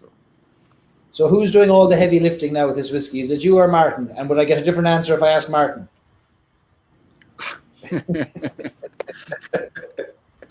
In these times, it's hard to get the heavy lifting done. I'm sure. But Martin's working on batch 2 is coming around. It's right there. You're close enough. You may be able to get a taste of batch 2. That's ready for bottling, and I'm sure that as soon as the lockdown ends over there, we'll be ready for bottling and shipping out. So we're looking to pick up some more states here in the U.S. But I mean, COVID, like everyone else, it hit us hard. We came to the States. We opened up our first state 3 weeks before the lockdown. So that's no joke. Yeah, it was by this time we had hoped to have been very, very strong in Ohio, and then moved out into various other states at this point. It's tough to do in these circumstances. Is it Ohio? So it's mostly available at the moment, Pat, is it? Yeah, right now we're just in Ohio and Ireland. Okay. And I know it's for sale. For those of you who are joining us from Ireland, I saw it on the Celtic Whiskey Shop's website during the week. And funnily enough, I think about 2 weeks after you launched, Pat, I was in San Diego, and I remember messaging Martin and telling him it's on the menu at Whiskey House in San Diego. And I think they bought it. I think they ordered a bottle from Dublin, had it shipped out, added to their menu for fear that there'd be a whiskey that they didn't have, which is good to see. It's absolutely brilliant. And so I remember the story, and it's I couldn't believe it. Yeah, if you get onto the Bings or the Googles, it's you can find it there, and it's we're very. That's amazing. And hopefully, in a matter of months or so, that we can be spread out into to many more states. Pat, tell us about the whiskey itself. So Martin has been on in the past. He was very kind to give us some time on one of our lock-ins and talk to the whiskey. For those who are new to the live stream, what is Bua Irish Whiskey and what makes it different? Bua Irish Whiskey is one. It's a blend of whiskeys, single malts and single grains between 3 and 6 years old. It's got a higher percentage of single malt than many of the Irish whiskeys. It's nearly 30% single malt. It's finished in 5 different barrels. It's our 5-barrel maturation is tawny port, white muscatel, sherry, a freshly charred bourbon in a repurposed bourbon barrel. So we've gone to great lengths in finishing a whiskey to a recipe that's unique. It's so many flavor notes that come off of it, and we're so very happy with the fruity notes, and it's a very unusual whiskey. It's a young whiskey, but it's young in the right way. Typically, when I've experienced a very young whiskey in Ireland, or from some Irish whiskey distilleries and brands, there's been a harshness, a burn, a fire that doesn't allow you to get any flavor. But there's a lovely balance between those 5 barrels that, to your point, makes for a lovely, fruity, almost like a summer wine drinking kind of a whiskey. And I agree with you there. It really came out so lovely. I think it certainly drinks well above its price point. What do you sell it for in Ohio, Pat? What does it retail for? It's $33.39 here for a 750 milliliter. So it's very, very fair price, and it's I think it drinks well above that. So we're very, very happy with it, and a lot of people notice right off when you look at it, and you can even see in the bottle there it's not very dark in color.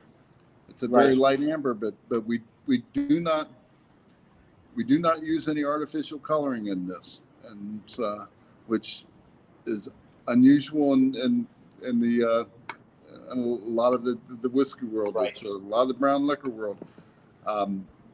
We don't use any artificial coloring, and then it's non-chill filtered as well. So, and that's unusual at that price point. Non-chill filtered, no artificial coloring. Right, yeah.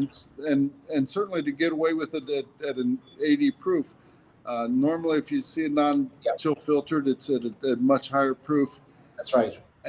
But this is a very, very good quality distillation, so that we can get away with doing an 80 proof and non-chill filtered. It's really a very pure and wonderful Irish whiskey. I like to think that I'm healthily skeptical of any new Irish whiskies that arrive on the market, as if I have some kind of right to be skeptical. But I have this. I want to wait and understand and learn a bit more and taste it before I make my mind up. And I had heard so much about Bua, and I thought, well, look, fair play to Pat and Byrne's Pub now. They're coming out with a whiskey to sell whiskey, and sure, why wouldn't they? They'll make a few bucks out of it. And then I tried it and I thought, do you know what? That's actually very good. That's great whiskey. Fair play to them. I hope they make a few bucks out of it, because it's a different whiskey, and it's not the old cashing in on the whiskey trick. It's more, no, we got a good whiskey here and we can sell it. We have a route to market. There's nothing at all to be negative about this. It's a lovely whiskey. You sell it. You have an audience that's ready to drink it, and I'm sure now it's would it be outselling Jameson now at this stage in the bar, or is it on its way to? It's certainly at Byrne's Pub it is. I see to that, but no, it opens up a lot of the, it's so much fun to talk to people about Irish whiskey now, because we have something, and we say, they come up and order Jameson, and we say, have you tried the Bua? I says, well, we see the signs everywhere. It's well, let's give it a taste, because we're very proud of this whiskey, and we really like it, and it has a local connection here, and we hope that you'll enjoy it, and fair play, Martin. I appreciate that, because I knew you before Bua came out. You knew Martin before Bua came out, and it's much the same as when I first tasted it. Yes, I knew I knew a lot about what it was going to be like, and I was just so glad that it didn't suck. It does not suck. And we have a few questions coming in. People are wondering where it comes from. I think you've been quite open about where you've sourced your whiskey from, haven't you? Yes, it used to be it's a distillery up in Dundalk, and used to be the old Guinness and Hart Brewery in Dundalk. So it's a Great Northern Distillery up in Dundalk, and Brian is the master distiller up there, and he's a brilliant. Brian Watts, yeah. Brilliant. Yeah. So you're in safe hands of Great Northern Distillery. For those people who don't know, Great Northern Distillery was started by John Teeling, and John Teeling, of course, resurrected independent distilling in Ireland in the late 1980s with the establishment of the Cooley Distillery, which became a powerhouse of distilling and creating whiskey for third-party brands. He sold that to Beam, which became part of Beam Suntory in 2012, I believe. And then he decided he wasn't done, and he went on to found Great Northern Distillery, and his sons went on to found the Teeling Distillery. So you're in safe hands between John Teeling and Brian Watts, the master distiller. Irish whiskey purists are huge fans of what's coming out of Great Northern Distillery, and because they don't even just because they don't make their own brands, does not in any way diminish the quality of the spirit coming out of that distillery. As it should be. I've sat around in the lab at Great Northern and sipped on some whiskey right out of the barrel that they're doing some very, very good work up there. Pat, what's batch 2 all about? You mentioned working on it right now. Is that different to batch 1? It's going to be a little bit different. One, it's a little bit older because it's just another year. But so we've got.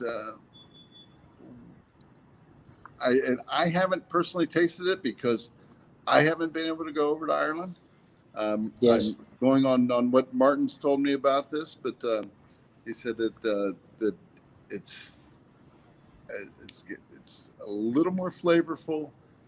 It still tastes. You can still distinctly taste Bua, but he seems to think Martin seems to think it's a better mix. So. And is it a wise thing to be trusting a man from Wexford with your whiskey? Is it in safe hands? Is Martin will he pull through and make this happen for you? Martin told me he's been living at the foot of the cross the entire lockdown, and that I can trust his word. That's all an Irishman has, is his word. Well, Pat, I'm looking forward to when this madness is all over and when Burns can be at full capacity again, and Bua can be flowing, and I can be up there waving a glass of Bua in the air to the drowsy lads, and we'll have a drink together, hopefully, in the not too distant future, be it there or in the Shamrock Club, because these in-person drinks are long overdue. I hope you agree. Absolutely, and I certainly appreciate everything you've done here, that Stacie and Scott have done for this event. The president of the Shamrock Club, Mr. Andy Shuman, one of my favorite people, and so this has been an absolutely brilliant evening, great crack tonight, and thanks for inviting us to your show. And Sláinte Pat, thanks a million for appearing and for sharing the story of Bua, and much success to you. So Sláinte, we are going to, speaking of Andrew, we're going to go to Andrew, who I think is going to sing another tune for us in a minute, but we'll have a sip on the Bua anyway before we do. Very good. Sláinte Pat, we'll talk to you soon. All right, very good. Thank you so much. Cheers. Pat. Pat Byrne from Byrne's Pub in Grandview, Columbus, Ohio, and co-founder of Bua Irish Whiskey. I have my sample of it here, which I brought over in my suitcase. Didn't bring the full bottle, but I've got my Bua with me. I knew I'd be drinking whiskeys tonight, so I squirreled that away in the suitcase. Pat Byrne wouldn't be the first man to recognise the potential of Irish whiskey, and nor would he be the first man who owned a pub to recognise the potential of Irish whiskey. We had Kieran Folliard from Two Gingers Whiskey on here not too long ago on the podcast, and we featured Two Gingers, and Kieran shared the story on the podcast of recognising that he had the opportunity to create an Irish whiskey also with John Teeling, and back in the day. Back then it was in the Cooley Distillery. And so John Teeling has facilitated the creation of many private third-party brands like Bua, like Two Gingers, which have been tremendous successes, especially in the regions where they are born. Bua in Ohio and Two Gingers in Minnesota. They've been extraordinarily successful. So there's a great opportunity for entrepreneurs and individuals to capitalize and to bring something to market that's new and that's different. All the time standing, of course, on the shoulders of giants like Jameson, who've plowed the furrow and allowed other brands to come in and take advantage of this Irish whiskey demand that has been created by the likes of Jameson. So we should be thankful to Jameson, and we're never critical, but we're delighted to see so many other brands recognizing the opportunity that's been created for them. What is in your glass? I'm now on to Bua Irish Whiskey. I've gone from Black Barrel to Powers Johns Lane to Bua. We'll be going in a minute to Andrew Shuman, president of the Shamrock Club, who's going to give us a tune, believe it or not. So let me send a message to the team there and make sure they're ready for him. All right, they're getting ready. And we'll hear from them in a second. Is everybody impressed by my fire? I hope you are. I go to great lengths to build extraordinary sets and backdrops to our lock-in. Look at this. Look, should burn the hind end off a donkey there now. Jeez, it'll set the chair on fire if I'm not careful. The fire is blazing, and it's only 1:45 at night. I'll be here till 7 in the morning. I feel like I'm still in San Diego time. Let me see. Ronan Mitchell, I'd love to have a glass with you, but you're so close and yet so far. I know. If anybody wants to come to Skibbereen and have a very socially distant, if you're within 5 kilometers of Skibbereen, you can have a socially distant glass of whiskey with us over the wall. We've had a couple of people in Skibbereen reach out and say they want to have a glass of whiskey. So we have a big wall here between us and everybody else, so we can shout stories over the wall and have independent sips remotely, socially distant. Chris is very impressed with the lovely Irish hearth. Julie says the fire is lovely, more than fine. I would agree. I put a bit of work into it there. Look at that. We'll give it an old stoke, will we? I can't let a fire be. I always have to be poking it. Oh yeah. That's a lovely fire now, isn't it? We might throw another bit of turf on it. A bit of a briquette, some peat. Stephen says, I wouldn't be Irish if I wasn't obsessed by fire. Peter says it's dying down. Go out of that. I'm after just stirring it. Look, we'll put a briquette on that now, will we? Before we go back to the hooligans and Andrew, we'll throw another. Right, Americans, pay attention. Look at this. See this here. This is a bit of turf, a bit of peat, a peat briquette, BNM. That means Board Namona. That means the Irish government department responsible for bogs and peat, Board Namona. And these are compressed peat blocks. So they'll give you the smell of peat. They'll burn slowly, great fuel. It'll kind of burn in layers, almost like a croissant. It'll start to open up in layers. But that you can throw that in the fire and it'll burn away lovely for hours and hours and give you that lovely peat smell. So that's going on there now.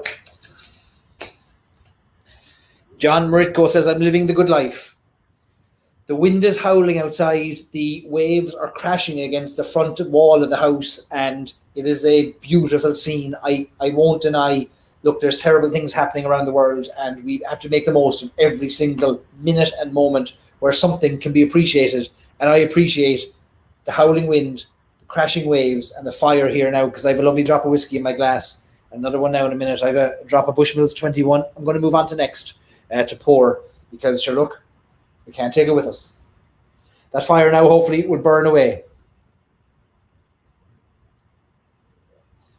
Right. Let me see. Let me check the messages to see if they're ready now in the hooligans. All right, great. They're ready. Right, hooligans. I know you're probably on a 10-second delay from when you can hear me. I'm coming to you now, and we're going to listen to Andrew, president of the Shamrock Club. Who's not to pay your dues? There we are. Andrew Shuman. Like it, pay your dues. Gary, we're gonna do the Auld Triangle and the Parting Glass. And those will be our songs here. Instead of finishing up doing for the hooligans. I hope you top guys enjoyed them. They're truly one of our Central Ohio institutions. If you like institutions, then these are your guys. And if Andrew can hear me at all, we need a microphone on Andrew there. Not Andy, he's everybody's friend, except ours. So, but thank you. Yeah, as well. Give Andrew my.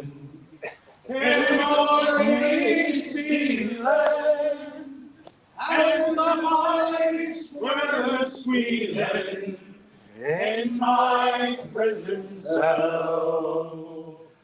And the old triangle, when jingle, jangle, all along the banks of the Royal Canal. Begin the morning, the screw was falling. Get up, you housies, and clean up yourself. And the old triangle will jingle, jangle all around the banks of the Royal Canal.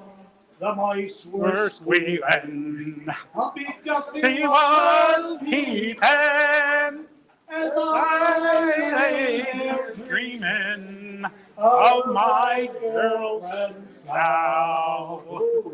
And the old triangle will jingle, jangle all around the banks of the Royal Canal. Up in the female prison, there are 75 women, and among them we wish we did dwell. And the old triangle would go jingle, jangle all around the banks of the Royal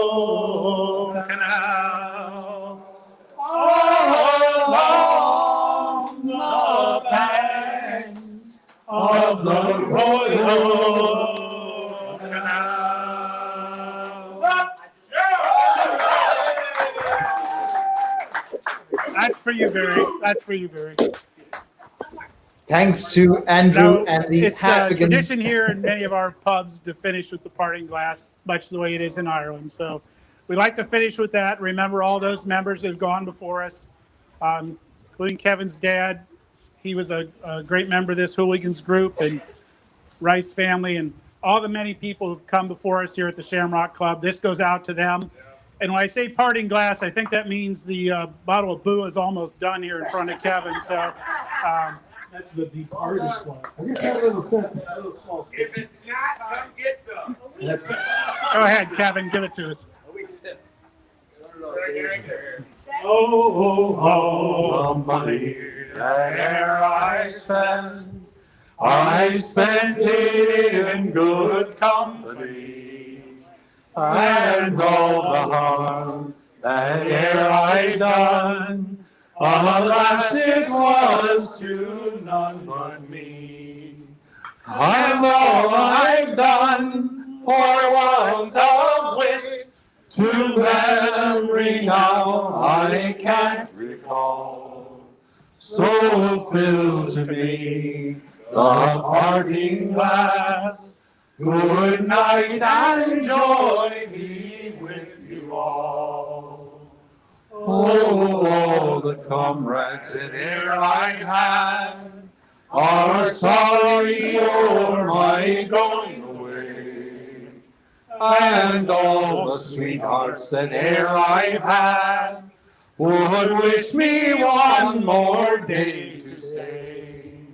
But since it falls unto my lot that I should rise and you should not, I'll gently rise and softly call, good night and joy be with you all.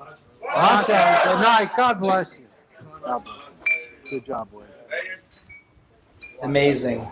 Thanks to Andrew, thanks to the hooligans, the Halfigans at the Shamrock Club in Columbus for joining us tonight and entertaining us. Some great old tunes. They might be going again, are they? Or they're drinking whiskey. Amazing entertainment. Thanks to Dearman says, nice job, lads. I handed over the baton of the Auld Triangle to Andrew tonight, who's been such a great supporter of the Irish Whiskey Fans of America group and the lock-in as president of the Shamrock Club, and he absolutely loves the Auld Triangle, and so it was absolutely his song to sing tonight, not mine, and delighted that he did. That was the Shamrock Club, the first ever meetup of the Irish Whiskey Fans of America chapter. Jeff in Indiana is determined to make Indiana number 2. Colorado might not be far behind. Kieran and Diarmid might get their act together in New Jersey and pull something out of the bag too. You never know. But that is officially the end of that portion of the lock-in. But I'll tell you something. I'm still on San Diego time. I'm here in West Cork. I'm here in Skibbereen, and it's still only 6 o'clock in the evening to me in San Diego. I still haven't got off the West Coast time, so I'm happy to sit here and have an old chat. And if anybody who is left in the audience, if anybody wants to join and wants me to send them a link to come on and chat about Irish whiskey or tell me what's in their glass, just mention it in the comments. I'll shoot you a link. You can be on screen too, and we'll have a little chat about Irish whiskey. If you don't want to show yourselves or the fact that you're wearing no pants at this time of the night, that's also fine. We'll chat just in the chat here. But look, what was most exciting to me about tonight's lock-in was that we kicked off the first ever chapter, the in-person chapter of the Irish Whiskey Fans of America group. And that's a great thing. It's a great thing for Irish whiskey, because now we're going to build a network. We're going to build a network around America, so that wherever you travel for work or for pleasure, the hope is that you'll be within a couple of hours drive of an Irish Whiskey Fans of America group. And that's a wonderful thing. And I'll make sure you get flyers and cards and things to promote the group, and we'll help you with email lists Facebook pages and all kinds of things to help you along. I'll help support the local chapters, and we'll find a way to build these local groups. And selfishly, for me, it means that I'm going to be able to travel around America and go from group to group to group and drink whiskey with great people. And I can't ask for more. People work their whole lives waiting for retirement so they can enjoy themselves. And sure, aren't I enjoying myself every minute that I spend sipping on a whiskey with such great people as yourselves? It's an absolutely wonderful thing. I don't know who's calling me now on FaceTime, but I can't be answering FaceTimes at this time of the night. So the Irish Whiskey Fans of America group is off. The first chapter is up and running, which is an amazing thing. Jeff is going to be in touch from Indiana, which is great news. And if anybody wants any tips on starting fires or keeping fires going late into the night, this now has been going for 7 hours. I went out and I bought 20 kilos of coal today, and this fire is not going to go down for the next 3 hours, I'd say. I'll be up till 6 o'clock in the morning. Brian Redden's not going anywhere. He is staying. What will we talk about? What will we talk about now? We've gone through our entertainment. What do I think of the Bua? Stewie up there in L. Mulligan's shop, whiskey shop, L. Mulligan's whiskey shop in Dublin. Here's what I think of Bua. I think it's a very light, floral, easy to drink whiskey. I've not tasted the white grape, peach, kind of muscatel forwardness of such a light whiskey before. I was pleasantly surprised when I first drank it. There's the danger in the Irish whiskey community that we measure everything against things like this, against small batch redbreasts that are 14 years of age and that are cask strength. The danger is that everything suddenly gets measured against 30-year-old redbreasts or 20-year-old Middleton Very Rares or whatever it might be. And the reality is that the biggest selling Irish whiskey in the world is Jameson. And the biggest selling Irish whiskey in the world is not consumed by sips. It's consumed in shots. It's consumed in cocktails. In fact, it's consumed less in neat glasses than it is in any other way. And that tells us something about the interest in Irish whiskey and how people like to drink Irish whiskey. So I'm very keen and eager to not let our tastes and our group become elite in our taste buds and our palates and our favorites. Rather, I'm fascinated and curious about what people like and how they like to drink Irish whiskey. And there are proper 12 fans in our Facebook group that admittedly are met with some resistance when they post their pictures, but are just as welcome to the table as are fans of Redbreast 30-year-old single cask from the Whiskey Exchange. What Bua Irish Whiskey does is that it introduces Irish whiskey, different Irish whiskey than Jameson, because let's be honest, variety is the spice of life, and we need more than Jameson to sustain the Irish whiskey category. You've got entrepreneurs like Pat Byrne and Martin Kennedy who have decided to introduce a different style of whiskey, very different, to their audience who are used to shooting Jameson. And now they're saying, hey, I know you always order Jameson. Have you ever tried Bua? And here's why we think you might like it. Here's a drop and try it. The more people that get to see the diversity and the range that's available in Irish whiskey is the more the better. It would be my philosophy, Stewie, and I think you probably share the same philosophy. I don't want to get pigeonholed and stuck into just expensive single casks and rare releases when we know that 90% of Irish whiskey is consumed at $4 and $5 a measure, and long may that demand continue. So options are good, as Mark says. And so I'm pleasantly surprised. I will finish this Bua, this sample, probably tomorrow or next day. I'm going to take it out of my walk up the hills of West Cork. And so I'm a fan. And Stewie, you should stock it. If you can get hold of it, stock it in L. Mulligan's and offer it up as an alternative, not as a rare collector's item, but rather as a light, enjoyable whiskey that could be mixed easily with soda, with tonic, and enjoyed. And I like that it supports somebody who went through the Irish whiskey, the ambassador program. Martin Kennedy worked for Tullamore Dew over in Ohio for a year and a half, and he's taken that interest, the love for whiskey, and now he started his own company, and we should support Martin and Pat in their endeavours. So that's a long-winded way of saying I'm in favour, I like it for what it is, and I will drink more of it. As simple as that. Let me see. Stewie says, my glass is empty, which is not good. Great point. So here's what we'll do. We'll move on to the next one. Drink number 4. I'm not going anywhere. Bushmills 21. Woo. Can that ever focus? Camera, keep up with me. It's just picking up in my face.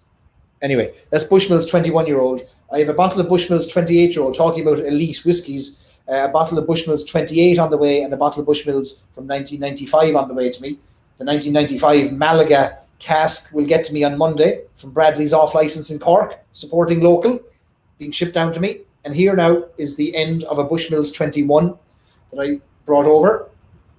I'm going through this whiskey far too quickly for the 48 hours that I've been over here. But I have a few backups. I have some Dream Cask 28-year-old. Again, I don't want to be elite, and here I'm showing Dream Cask 28-year-old. What's this? I've got some Dargaelic left from last night. But I also have some Bua. I have some Powers John's Lane. I've got some Black Barrel. I've got a bottle of Powers, a litre of Powers to keep me going. I love Powers with a drop of 7-Up in it. Kill me if you want, or chastise me for it. But Powers and a drop of 7-Up is a lovely, lovely little sipper. There's a good week's worth of drinking in that, I would say. All right, Kieran wants to jump on. Good man, Kieran. I'm going to send you the link. All right, fair play to you. Let me copy the link here, and Kieran's going to join. Good buddy of mine in the whiskey world. Right, I'm going to text it to you, Kieran. Put up my messages up here. There's a wee bit of crack. Right, here's the link there. Good stuff. We might do more of this. We might pull people in who are interested in having a chat about whiskey and bring them on for now a few sippings. Time to stoke the fire again. It is. Right. We'll fix it this time.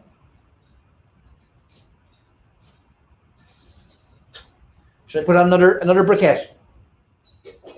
We'll get another briquette. Right. We'll find a briquette. Stay with me. All the Irish are wondering why I didn't do this on Irish time instead of American time now that I'm home. All right. There he is now. There's Kieran Quinn. Look at him. Hiding there in the dark. Is he out in the car or something? What's he at? Hey, Barry. There he is. Mr. Kieran Quinn, whiskey aficionado and a lifelong Liverpool supporter for some reason. Oh, come on. How are you? Can you hear me okay? I can hear you perfectly. My usual... Kieran's a Tipperary man living in New Jersey. Kieran, tell us, how did you end up in New Jersey? Well, first off, I tell you, I'm in the car at my son's baseball, so this is usually where Stories and Sips gets listened to. I didn't grow up with baseball, so I have to live with the torture of it. So I came here, 1996. As many of you see in my profile picture of me dunking a basketball, I got recruited to play college basketball out of a small village in Ireland. It's one of those things, if any of you have seen that movie, The Air Up There by Kevin Bacon, where he went to the mountains of Africa and found a prodigy. It was kind of a similar story for me. So I played college basketball over here.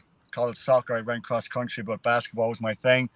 Played for Ireland for 9 years. I was a starting guard and still play basketball, coach my kids, but I do also enjoy a drop of Ireland's finest export, which is whiskey. And obviously getting to know you, Barry, has not been good for my wallet, my liver. No, or mine. I will say it's been good for my network of friends, and it's been very good for my clients. So it's great to be on board. Kieran's a great supporter of Irish whiskey. If I text Kieran there's a new bottle of something interesting coming out, he'll text me back 30 seconds later with a picture of his receipt to show me that he bought it. look at him there, look. Green spot, yellow spot. I was so bored at this baseball because it's kind of raining here, and we kind of have to stay here with the kids because for safety protocols. I'm like, I can leave my son for 10 minutes and go to my neighbor gave me a voucher for helping him out with moving some stuff. So I was like straight down to Total Wines for a yellow and green spot. Why waste it, you know? Well, that's it. You can't waste a good opportunity like to buy. And you have about 30 whiskies waiting for you, and you've only the one mouth. How are you going to drink them all? That's a problem I'll figure out. It's a good problem to have. Yeah, I've got, much like you, I got the Bushmills coming next week. I think, no, the week after.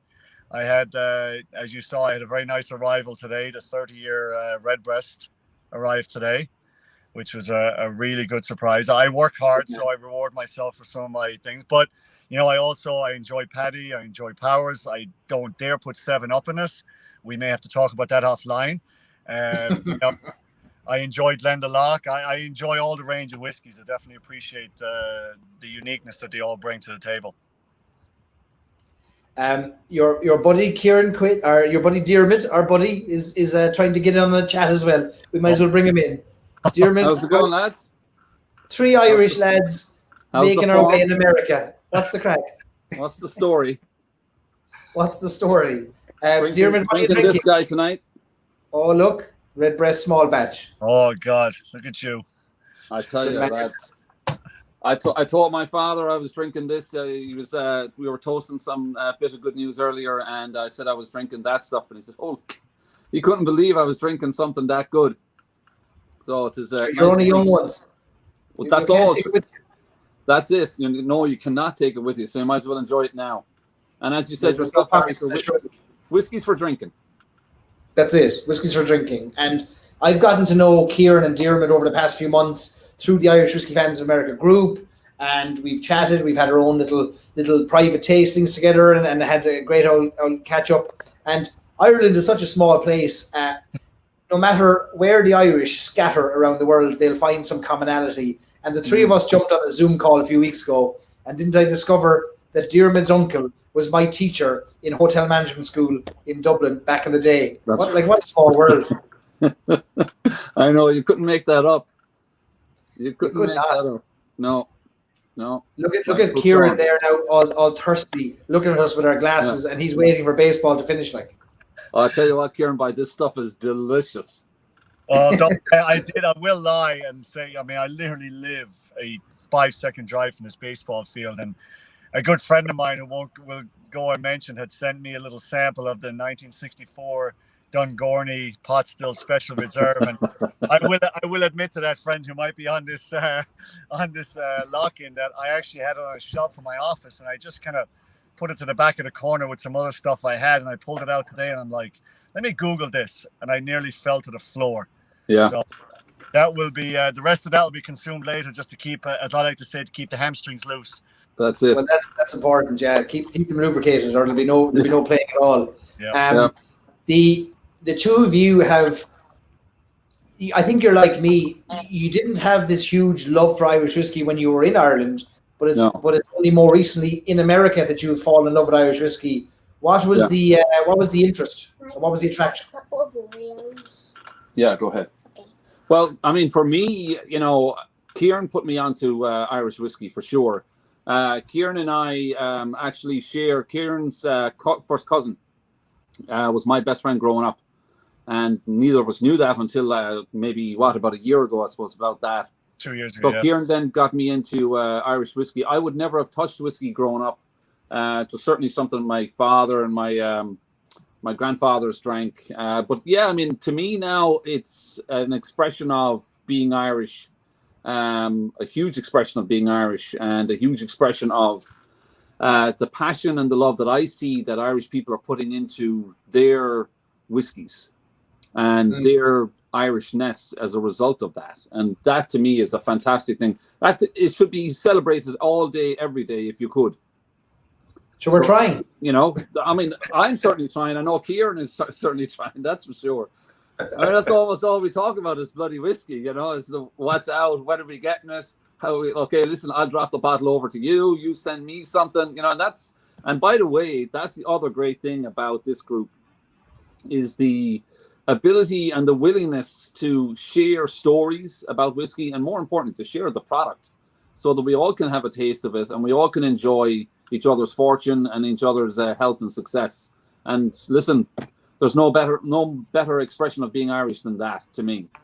That's a great way of putting it. Yeah, I've not thought about it in that way as like an expression of Irishness, but that is true. Yeah, a lot to be proud of there in what's being produced. And I mean, between the three of us, we're making some dent in the exports out of Ireland. But you're listening. Yeah, Kieran especially. Kieran's putting us all to shame, I think.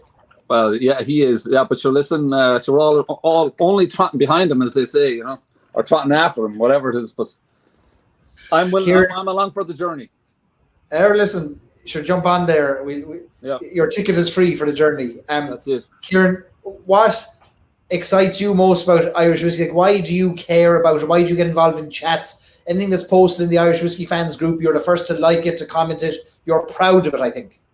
Yeah, you know, I mean, my journey into this is kind of different, right? I grew up in a household. I'm the youngest of 6 boys, and by far the biggest by a mile. I grew up in a house where neither of my parents drank, right? And that afforded us an amazing childhood. And as I told you before, Barry, my uncle Andy was the one who kind of kept mentioning Redbreast to us when we were growing up, and we never listened to him because he was a single man living a good life. He was an executive in Ireland, and you know, he has an amazing collection of Redbreast whiskey, stuff that goes all the way back to the 60s. And you know, during my playing days, I didn't drink. I was very, very dedicated to my fitness, and it wasn't until I kind of got into Wall Street and get into that scene where I started sampling it. But it really wasn't until probably about 10 years ago when my uncle Andy came over here, and we really sat down and talked about it. And he talked about how he'd gotten into Gilbey's when he was in the 60s, and he's like, you really got to start thinking about whiskey as an investment. And I like to diversify my investments, and I started to just buy some stuff. But then I found myself like drinking it. I'm like, well, this is not a good investment if I keep drinking it. And it honestly, Barry, really didn't start to take a leap forward until you and I really connected about me doing some differentiating stuff for my clients. And I started to really study the history of Irish whiskey and what it meant to the people of Ireland, from just the legacy of it. And I think what really marries me to it now is, like, if I get my head into something, I tend to develop great passions for it, and I usually go all in. And like listening to your podcasts, listen to Fionn, and I've become a real kind of student of pot still, which is just, I have to say, it's one of the best podcasts. So informational, amazing. And you know, you're bringing a community of diverse whiskey drinkers together in this group. I'm trying to diversify my palate, even though I just bought 2 more bottles of pot still again tonight, right? But it's just, I think we grew up, Dermot and I, and probably you, grew up in a time in Ireland where we associated whiskey as doing shots of Jameson late in a nightclub, or, you know, like, I think my first taste of whiskey was at the back of a church, I think 2 days after my confirmation. So my pioneer pledge was gone 2 days later. And yeah, that's out the window.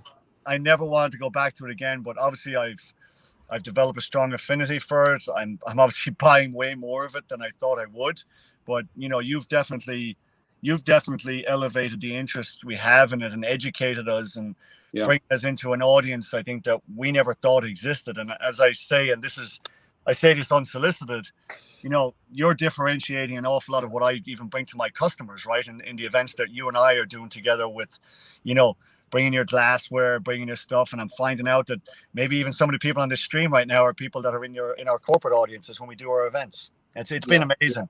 It's been amazing. It's I've often said that if you took the whiskey away but you could keep the community, I'd be happy enough. Like that, you know, we've built up this audience of people that we get together over a shared interest. But once we started to get to know each other, like, I could chat to you all day and never mention whiskey. Like, you know, it just so happens that we all happen to like whiskey, but I've never felt more Irish than the last 18 months. Yeah. And the last 18 months, this group has taken off, the events have taken off, and it just so happens to coincide with a global lockdown where we all had to come together. But at the same time, I've never felt closer to Ireland than talking with the people who share my love for Ireland and happens to also include whiskey. Well, for sure. You know, I always look at the people that you talk to, the guys that you have had on the lock-ins, the guys that, men and women, I should say, pardon me, the love that they have for what they do is astounding to me. Absolutely astounding. The level of dedication that goes into, like, whiskey, I haven't tasted yet, and I'm dying to do it, but the Waterford whiskey in particular is a fascinating story. How, like, be able to go to a farm, literally a field and a farm, the corner of a field, to know and be able to say, Jesus, this is the bottle of whiskey I tasted 3,500 miles away in America. Like that's just blow anyone away. Right. You know, so that in and of itself, like, tells you an idea of the passion that these people put into it. And how can you not celebrate something like that? I mean, if you can't be happy for other people's success and then have that be part of your success, then listen, you don't need to be part of this group, that's for sure. I know. There's a lot to be proud of. Like, you know, you mentioned drinking whiskey at 12 years of age behind the school shed or whatever. Like, but you know, my only association of whiskey growing up in Ireland would have been owl lads with long coats and paddy hats, with their coats draped over the stool, and a small powers beside the pint of Guinness. Exactly right. Yeah. Yeah, and my mother and father making an Irish coffee on a Sunday after dinner. That would be it. And there was never even in the 90s and the 2000s, there was not this realization and appreciation of whiskey as a craft and whiskey as something other than an industrial product. And I think that's changing now, which is a wonderful thing to see. Yeah, I mean, you know, if you saw the face of Kieran and myself when we opened that bottle of Tipperary whiskey, like, it doesn't have to be that good, to be quite honest with you. It's the fact that it's from back home. It's from our county. And it actually tastes pretty damn good. But it doesn't have to. But it's the fact that it's from our county. We can celebrate that and sit down, the two of us together, and enjoy a sip and just be proud of that. You know, connection is fantastic. Yeah, you know, the funny thing about this group, right? Yeah. I said the funny thing about this group, right? You touch on all the whiskey stuff, but, you know, I always love meeting new people, right? And I think, you know, you touched on it, Barry. We could all come together and not talk whiskey, but I think about my community of friends, right? A lot of them are athletes, former athletes, right? It's just a community in my wife and I were both athletes, right? But like I look at, and I'll name some people here, and I've never met them, but like Jeff Adams and I went back and forward, 50 messages on how to find Method and Madness, and it's almost like there was I love a little competition. So I literally got into a car and drove to Pennsylvania the next day at tea time at a golf course on the Pennsylvania border. So I'd have an excuse to go across the border and get Method and Madness. And then I put pictures up to show Jeff I got it. And, you know, and then of course he puts us all to shame and buys 500 bottles on some road trip. It just, you know, and it's like, you know, Stacie has put me on to even places in Ireland where to get whiskey. I didn't know she's living in Ohio, right? And, you know, Brian Redden has some great recommendations. There's John here in New Jersey. And, you know, I think Diarmuid and I will be kind of the founding fathers of the New Jersey chapter. And we're happy to make that an open community. And we're finding out more and more the amount of people that are here just in New Jersey that are fans of this or fans of whiskey. And I think it's a great opportunity to meet new people, whatever the range of your budget is or your palate is for the whiskey. And I think in this day and age, I think we put an awful lot of value in kind of material things, but I think the value of friendships goes far greater than that. I think this group really epitomizes that. Oh yeah, 100%. I think that's the attraction, isn't it? It's why I check in every day, and like I said, I've never felt this level of community before. But it's funny, like all these little connections, like the two of you lads grew up in Tipperary, and I remember you were saying a few days ago, you said to me, like, you know, as you've given me permission to go visit the Rock of Cashel when I'm at home, and honk the horn as I drive past. Salute. And I was driving down the motorway, and I saw the sign for Cashel coming up on the motorway as I was leaving Dublin Airport halfway to Cork, and the sign for Cashel, and I grabbed my phone to take a picture of the sign of Cashel. Good and man. I wasn't fast enough. I pressed the off button on my phone. But I say that to illustrate a point. I was that excited to share with people. I've never met you in person, but I was excited to share. I'm near a place you grew up, and this camaraderie amongst fellow Irish and lovers of something, you know, we're fans of something similar. It just transcends everything, and it gives me hope in this awful time that we're all living in. Yeah, it just gets us through it. Yeah, absolutely right, and it shows you can make. Fact, lads, you know, we're all, you know, not kids in high school anymore. It shows you can make friends and enjoy similar interests even as adults, as grown men. It's not a bad thing, you know, not a bad thing. And if you're just joining the lock-in and you're wondering who are these lads, well, we're asking ourselves the same question. they crashed the party here And no, they're not distillers or blenders or whiskey company owners. They are absolutely savage promoters and supporters of Irish whiskey. And we are three Irish lads chancing our arm in America, blackguarding our way through America and making some friendships along the way. That's all it is. Yeah. That's it. You know, it's today I got a box in the mail. One of the boxes came in the mail, and my 5-year-old Mairead, right? She's in kindergarten, so she's really starting to grasp reading. And she brings the box up to my office, and I said, "Hey, Mairead, who's the box from?" "Barry, the whiskey man." Whiskey man, there you go. Yeah. What I'm teaching my child, the first words come out of her mouth. She can read the word Barry, and she knows you're the whiskey man. I've a lot to be responsible for here. I've a lot to be. There. But sure, look, it's hardly tough work we all have here with whiskey. No. Diarmid, Steve Smathers, a buddy of ours in Colorado, was wondering which Redbreast small batch did you just pour? That's the batch B. Which one is it, Kieran? Batch B. Yeah, B. the Gordon's. Yeah, from Gordon's. Yeah. Barry, Batch B. story about that. What's that? Well, I never told you the story about this. I told Diarmid. So when you did the feature with Billy Layton and Dave McCabe in Boston, right? Yeah. I was actually in Boston that day, and that's when I first laid eyes on you. Now I don't want to sound like that was the first fell in love or anything like that. It was just We're amongst friends, Kieran. Go ahead. And I was actually in Boston that day, and I saw this on your website, and I'm like, they're literally next door to where I am. I was at an asset manager, and I was having a meeting, and I'm like, they're literally next door. And I'm like, I'm not going to go in there and crash the party. So You should have. You guys had mentioned on that it was at Gordon's. So I called a friend of mine who lives near Gordon's. And I said, listen, what are you doing tonight? I'm doing nothing. I said, right, I'm staying over. We're going for a few pints. And then tomorrow morning, you and I are going to raid that Gordon's place, that small batch. Myself and my friend, a Cork man, right? Never meant to miss an opportunity. Literally waited for the doors to open, went in and bought a case of it. And they said, oh, you can only have 2. I said, well, I'll take 2. He'll take 2. And then we're going to come back and I'm going to take 2 and he's going to take 2. And we're taking 2 till you tell us we can't take any more.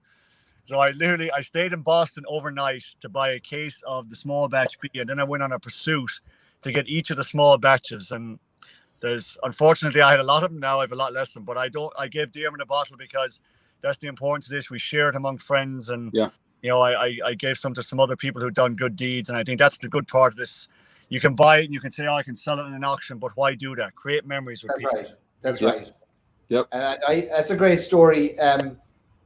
It's a funny story and a coincidental story. And, you're right about the whiskey to be shared. I have a bottle of Batch A over my shoulder that you'll see here for exhibition purposes only. That's destined for an Irish fella who's done me some good turns in Ireland. I brought it over for him, and he's expecting to pay some money for it, and he won't be putting his hand in his pocket because he's done me some good turns as well. Yeah.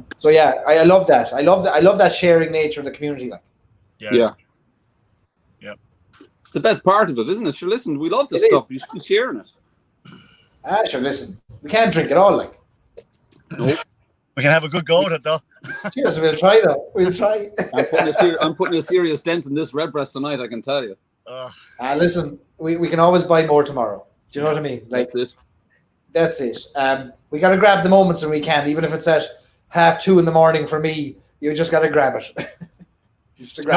What's the great part of this too, Barry? Like I've never been one that's been homesick ever. I mean, I've been here 24 years, and I'm very much in touch with my family back home. But when you start bringing the, like little things like the briquettes, right? Like I used to remember as a child literally getting an armful of briquettes and a scuttle full of coal and an armful of dry blocks to put in the Dietrich oven so she could bake brown bread all day, and there'd be spuds, bacon and cabbage on when we got home from school. And you start bringing the music into these lock-ins, and all of a sudden I'm like, I find myself now, granted the whiskey probably does help, but you find yourself getting like a little emotional. And I've told you guys this, like Lawrence Nugent like stirred my soul for some reason. Yeah. Right. He was he was fantastic. All the flute player. Yeah.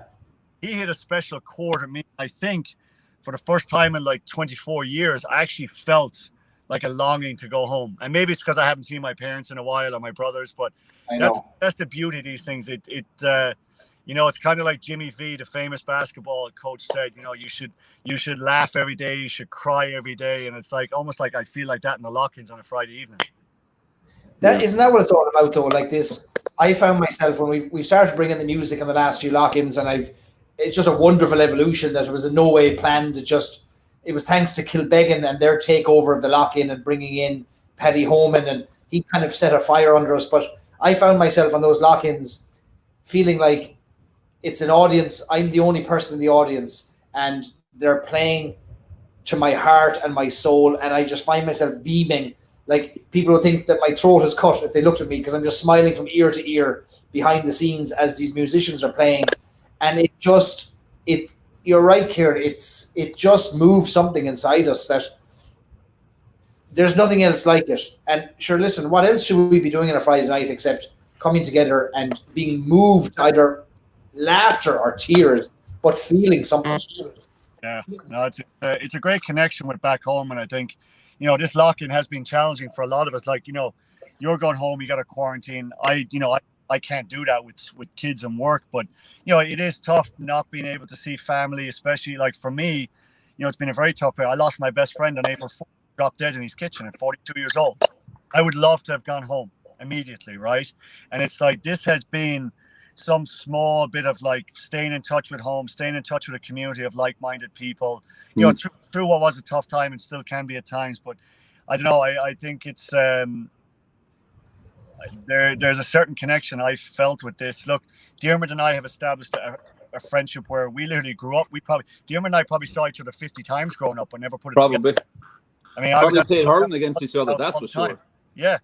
And it's been, you know, I think sometimes we take it for granted. Like I tell my kids, like, this will pass, but the friendships, the memories you built during this lockdown will last forever. And I think the same thing with us here as a community, right?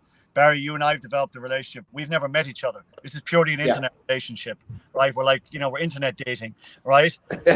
But, you know, we've connected, and I think it's not to be taken for granted. I think it has, you know, I think it's given a lot of people some comfort or some solace through some tough times, and we're all going through things differently. And you should, you know, don't be humble about it, but I think you're giving us all a great service during this time. 100%, Kieran. Well said, for sure. I've often said this is selfishly all for me, because I just want to turn up on a Friday and I want to drink whiskey and I want to listen to music and I want to listen to interesting people. And if anybody else turns up, it's brilliant. But selfishly, I'd do this if nobody else turned up, you know. And the fact that we've now found a community that happens to like the same thing and also turns up is just the icing on the cake. And long may it continue, and may we find more Irish friends and Irish loving friends and Irish Americans and wannabe Irish and lovers of Irish whiskey to come together, so we get more chats like this, because sure, look, this is all we have. You take everything else away, all we have is a bit of crack and a bit of chat. And I tell you what, I've been missing the Irish crack. I've been missing it, and I went out tonight to do the shopping for the week into Super Value. Those Irish will know what Super Value is. Let me tell you something, as somebody who spent the last 14 years in America, Super Value, the supermarket in Ireland, is a national treasure. It's something that we should bless ourselves when we go into a Super Value with the fresh foods and the meringues and the cakes and the cheese that we can get. But I've missed all of that, and I won't get a whole lot of it this time. But I can see why everyone loves Ireland now that I've been outside for so long. Yeah. 100%. Just, I don't know. Should we have an old cry? Should we have an old hug or something? I think I'm about to start crying, I can tell you that. It's like the men's shed or something. We all hug each other and I don't know, support. It's just support, isn't it? I'm on to drink number 5 anyway. I've had, you guys are killing me. So Black Barrel. Jesus, would you ever open a fucking bottle and just take a sip? Go ahead. And in the driver. Haven't I? Oh, him. Oh, yeah. Jesus, no. Don't be telling him that. Don't be telling him that. We're very responsible here in the lock. There's no one. No, we're all looking. Yeah, there's only 40 or 50 lads here looking. I'm on to drink number 5, the Dargaelic 3-6 I've had Bushmills 21. I've had Bua. I've had Powers John Lane and Jameson Black Barrel. The only thing I haven't opened that's in front of me is Dreamcast 28-year-old sample. So we might save that. Yeah, save that. For 5 o'clock in the morning. It's only 2:30 now. Said earlier, Barry, you and hardship will never be found together. I'll tell you that. Listen, you and your saying, I laughed when I heard that one. I laughed. So did I, yeah. Oh my God. Yeah. Can we say hello to Megan Roy Miller, our friend from co-founder of Talnua Distillery, who's with us, saying that I'm looking very regal, but I'm not. I'm only after angling the chair next to the fire and trying my best to make the house look presentable. But Megan, of course, and her husband Patrick were on a few weeks ago from Talnua, the only American distillery that's ever been featured on our lock-in and probably will ever be featured because they're making single pots of whiskey. And Megan and Patrick have graciously agreed to make the distillery the home of the Colorado chapter of the Irish Whiskey Fans of America. There you go. So listen, Diarmid now and Kieran, you've your work cut out for you. I heard you might say MetLife Stadium or something might be the host of us next, is it? Yeah. What are you going to do? Trying to see if they can put floor seating as well, because I don't know if the 85,000 is going to be enough. Yeah. Yeah. I want you to fill up the venue wherever you choose. Listen, I tell you what, there's a good few lads in New Jersey and even in Pennsylvania that are talking about how we should get this thing going. And I think the sooner the better. Kieran and I will get it going. You know, I leave it in your capable hands. I'll keep you fed with whiskey and with flyers and glasses and all the things you need to keep it going. We'll keep you fed. Perfect. Yeah. Martin Hilliard says we should organise a meeting in Ireland when this is over and we'll take over a hotel. A hotel will take over a town. Take over a town. Small town. Yeah. I'll tell you what, I've never been down to that part of West Cork, Barry, and it looks absolutely stunning. Oh my God almighty. Stunning. Blown away. I'd never leave it.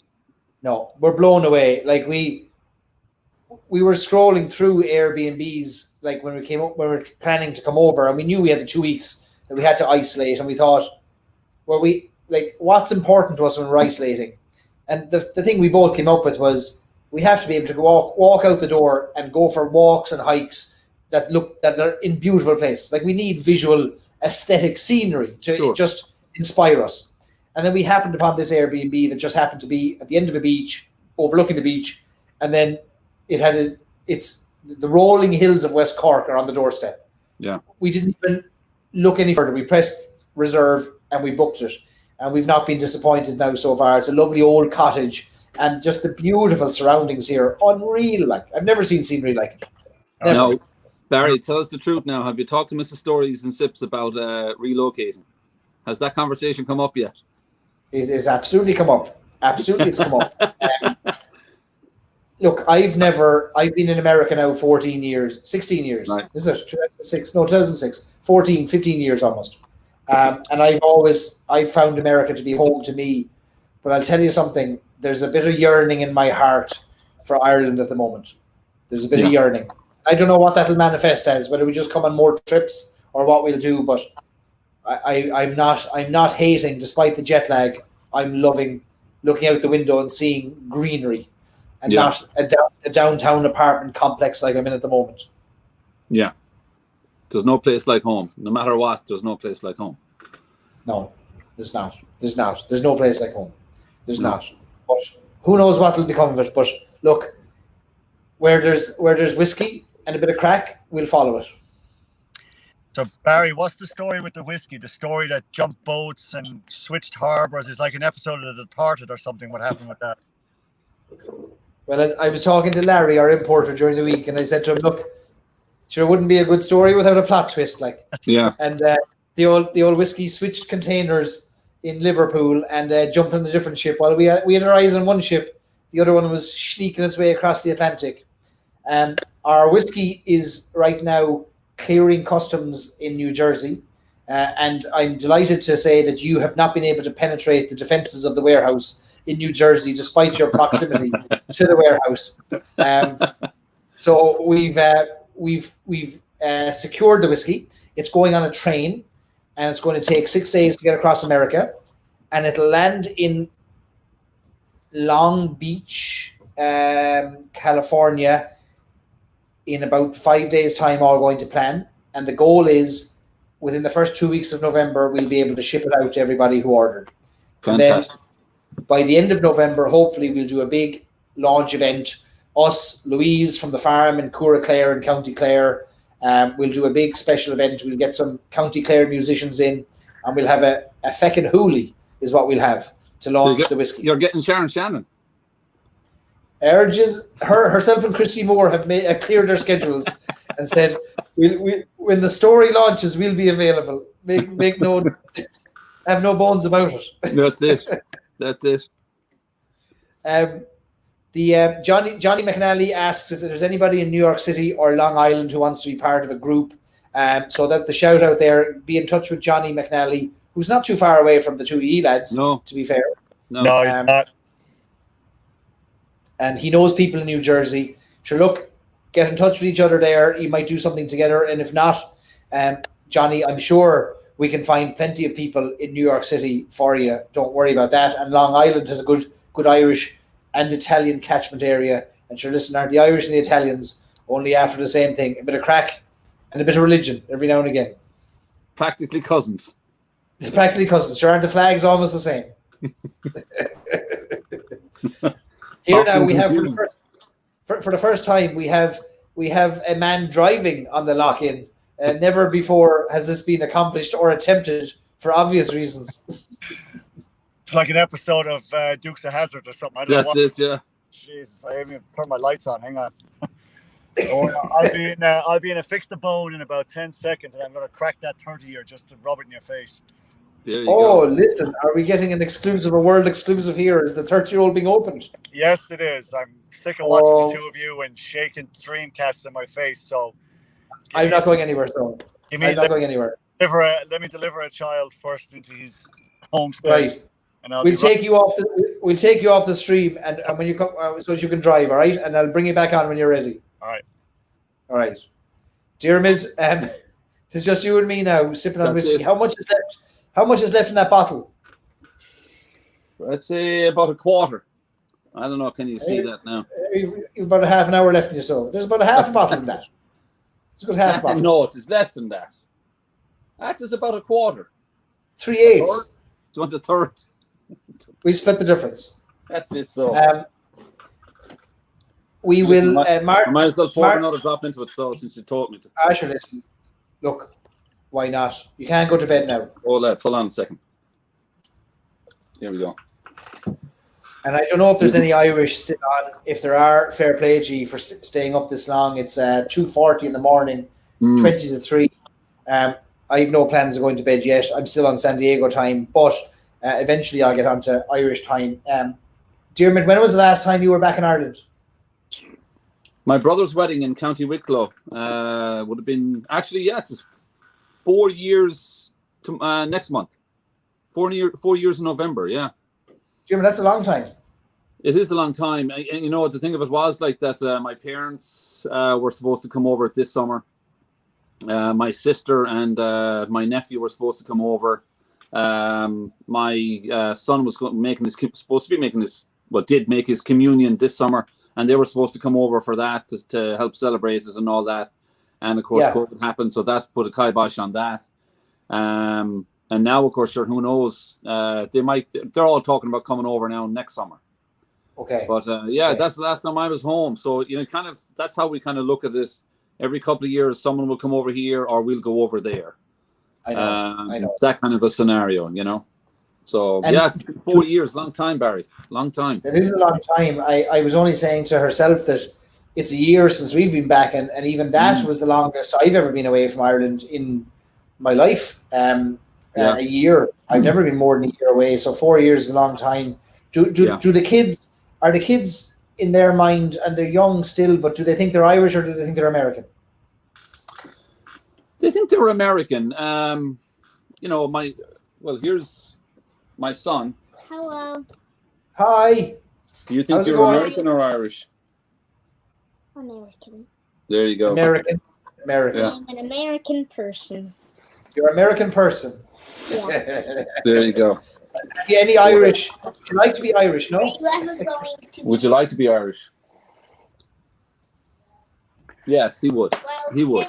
since I'm in front of an Irish group, I guess I'll have to say yes. Okay, that's fair I guess enough. I'll have to say yes. Oh, come on! It's Look at Irish this fella citizen. now with the fanciness of the redbreast he has in front of him. He's only showing off now. Look, Yeah. all port. Look at this. Look at this 30-year-old redbreast. We've never seen the likes of it on the lock-in. This came in a beautiful bottle, and if you're going to rub 28 years in my face, I have to counter with a 30-year. You know, it's the competitive side of me, Barry. We have to put you full screen for this. Oh, there we go. Full screen. I hope you can all appreciate the great jersey I have behind me. Don't worry about that.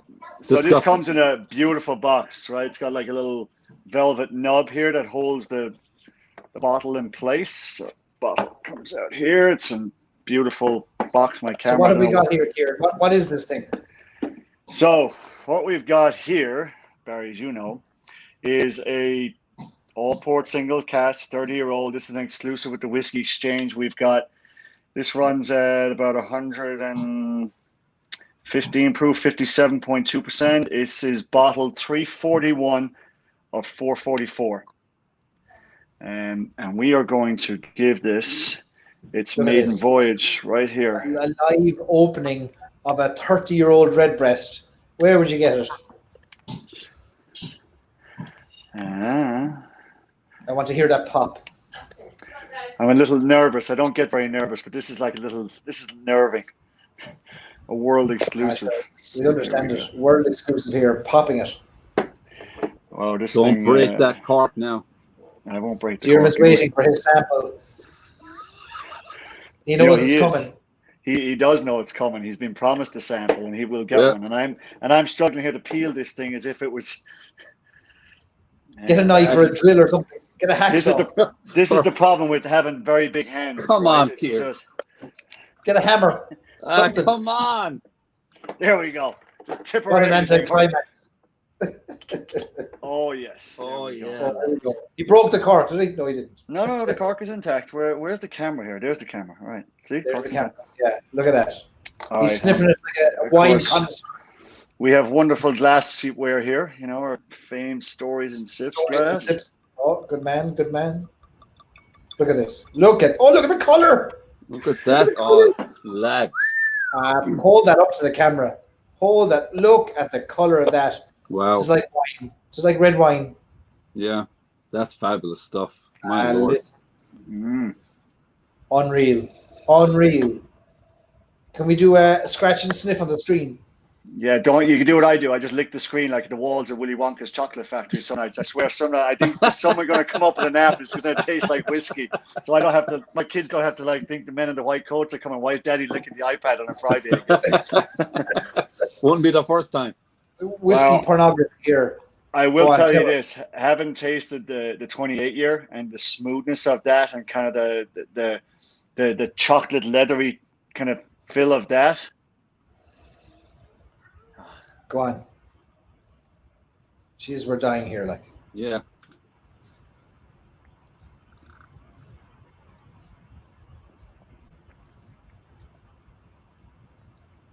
No good. Off. No good. Send it all down to Hillsborough, so will you? I'm not on mute. I'm just lost for words. My God. Kieran's drinking a 30-year-old redbreast. For those who are just joining us, let him soak that in there. 30-year-old, 6 years in bourbon barrels, and then the remainder in port, which is the longest we've ever seen a redbreast reside in a port pipe. Oh, that's sensational. I don't even have the words for that, Barry, and I am not someone that's ever lost for words as a salesman. You better find some fast, because there's people waiting for. Jesus, I think my honors English teacher would probably slap me over the head right now that I don't have adjectives and superlatives for this, but I think it's got that. It's just got a richness to it that just makes you want to drink more of it. So I will. Go ahead and drink more there while we all stare on in disappointment and envy. Is that one of the sins? Envy, isn't that one of the cardinals? One of the seven, yeah. 7 deadly sins. Just you get that the richness and the fruit of it, and you can get that leathery. Oh my God! I mean, just that leather kind of. you kind of get that from the 28 year, but this is even fuller if you can understand that. Like there's just there's a texture to this that's just unbelievable. Hold up the color. Hold up the glass there. Screen for us. Put that on. There you go. Look at that, lads. Look at that. Look at the color of that. That's something. And it hits you. That is something. It hits you on the nose. It hits you on the palate. It's great. Yeah, varnish. There's the word. Especially, we're in conker season now, so varnish is a great word to use. This is prime conker season back home, so we'd all be dipping our conkers in varnish at the moment and putting them in the freezer because you'd be on. You'd have like a 17 or an 18, or you'd take to school, and some fella at 60 would be ready to tear the knuckles off you. We're getting very Irish now all of a sudden. Tell me, are you getting any of that fruit, red, plum, peach that would be associated with the port at all? Yeah, you are. You're getting a strong taste, but you're really getting the vanilla. I'm really getting the strong aspects of the vanilla. I bet that changes. I have the most sophisticated palate. I'd say over the next 10 or 15 minutes, it's going to change dramatically in the glass too. Jesus, do you think there's 10 minutes left in that, Barry? There's not, Barry. Come on now. If there's 10 seconds left in it, that's something. This thing will have the short. This might also be the quickest bottle of 30 year that ever got drank in its life. I've hollow legs at 6'6". I have a big hole to fill. You've had a tough evening with baseball and all, so it's only fair you down a 30-year-old redbreast to compensate. Yeah, I mean, you talk about the notes here, rich melody of fruits. This is the nose on it. Rich melody of fruits, from sweet mango to fleshy ripe plums to dark berry fruits. You definitely get the ripe plums. You really get the dark berry fruits. That's the one that kind of, at least for me, jumps right out at you. The richness of that. The oak adds notes of toasted wood with touches of vanilla, very prominent. Brown sugar, very much so. Roasted coffee beans. As someone who's never drank or tasted coffee in my life, I'll take their word for it, right? I've never drank tea or coffee, right? I'm the first Irishman that's probably, I've never touched it in my life. But I obviously have this to take care of everything. Coffee beans along with a mild touch of leather. I wouldn't say a mild touch of leather. I would say that there's a good amount of leather in this. Pot still spices continue to build and evolve over time, adding further depth and complexity for sure. The taste, initial notes of cinnamon spice, you start to catch that in the throat. I have a little bit of a dry throat because I was presenting all day today, so that cinnamon spice really catches a dry throat. With soft wood tannins along with exotic fruit and dark berries. Of course, they mentioned the dark berries earlier. That really is kind of dominant in this. Rich mouth coating texture with sweet notes of vanilla and treacle coffee. Again, Barry, I don't know how many times, if you got paid for the word times you've said treacle on these logins, there's definitely a good texture of that. Layered over a toasted oak foundation. Yeah, absolutely is. Then the finish, it says lingering with ripe fruits and pot still spices having the final word. Yeah, it's got an amazing, again, I'm not the best with describing this, but start to finish, it just hits you. What does it remind you of? JJ wants to know. Yeah, I would say the closest thing it reminds me of is,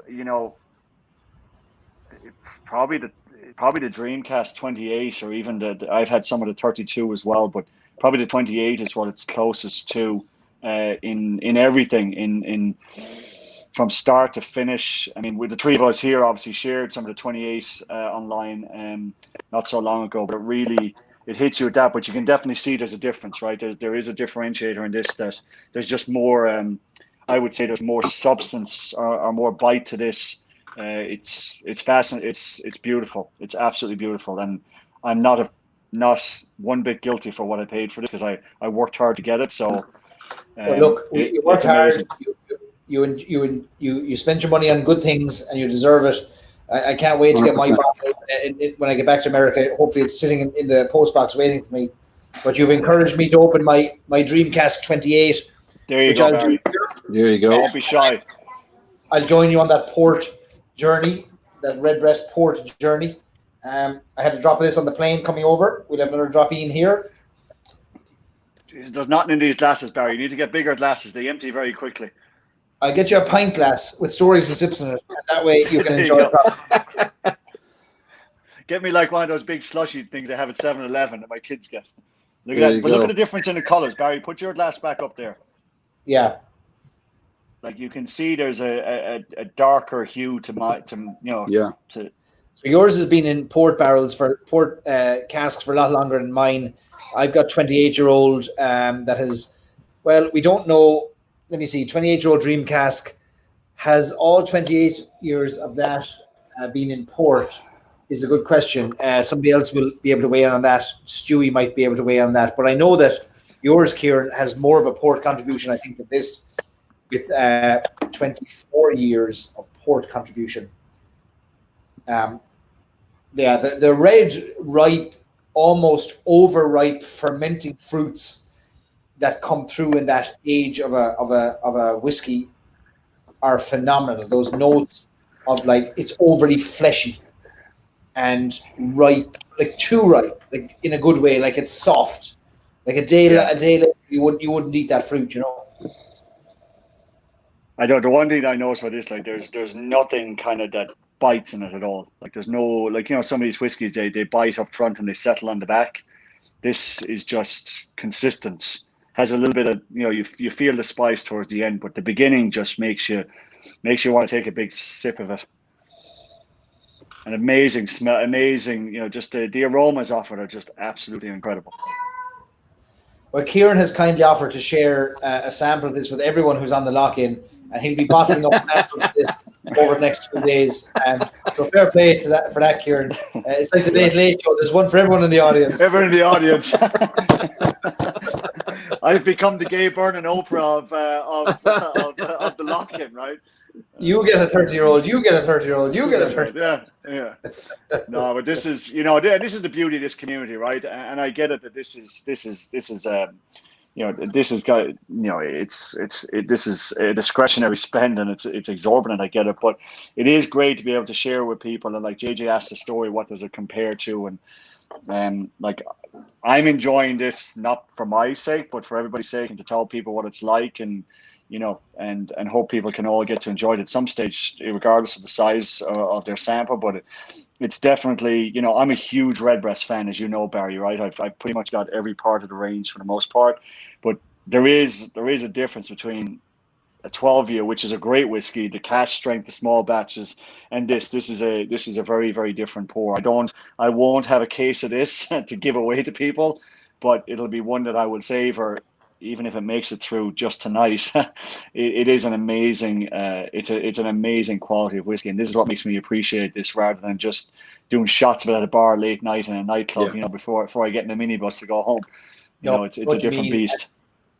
And I've often had, myself and Mrs. Stories and Sips have all often had the conversation about, we'd rather have one great meal out than 10 adequate meals out. And we'll happily save the money until we get that one amazing meal. I feel the same about whiskey. While I'll encourage and enjoy and participate in every level of Irish whiskey, when I'm looking for something special, I'll save my money and I'll put it aside and I'll try to get a piece of history like this Redbreast 30-year-old, so that we can savor it and take our time and enjoy it. We won't shoot. I'll take 2 years to finish that bottle, I'd say, but I'll do it bit by bit. Slowly but surely, maybe a year. If it makes it into November, it'll be a miracle. Well, you get the gist of it. Yeah, it won't become a lack of trying, but wonderful product. Again, Redbreast doesn't disappoint.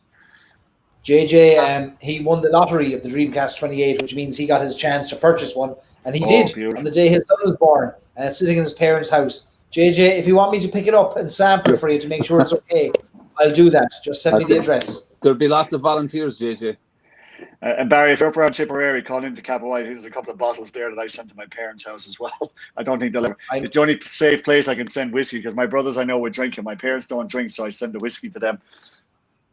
Sure, I have the same situation. My mother in Cove, I send the whiskey to her, and she asks me, "Is any of this good? Like, could I put it in an Irish coffee?" And I said, "No. Don't be the stuff I sent to you. Don't you be touching it. If you want Irish coffee whiskey, I'll send you Irish coffee whiskey." Yeah.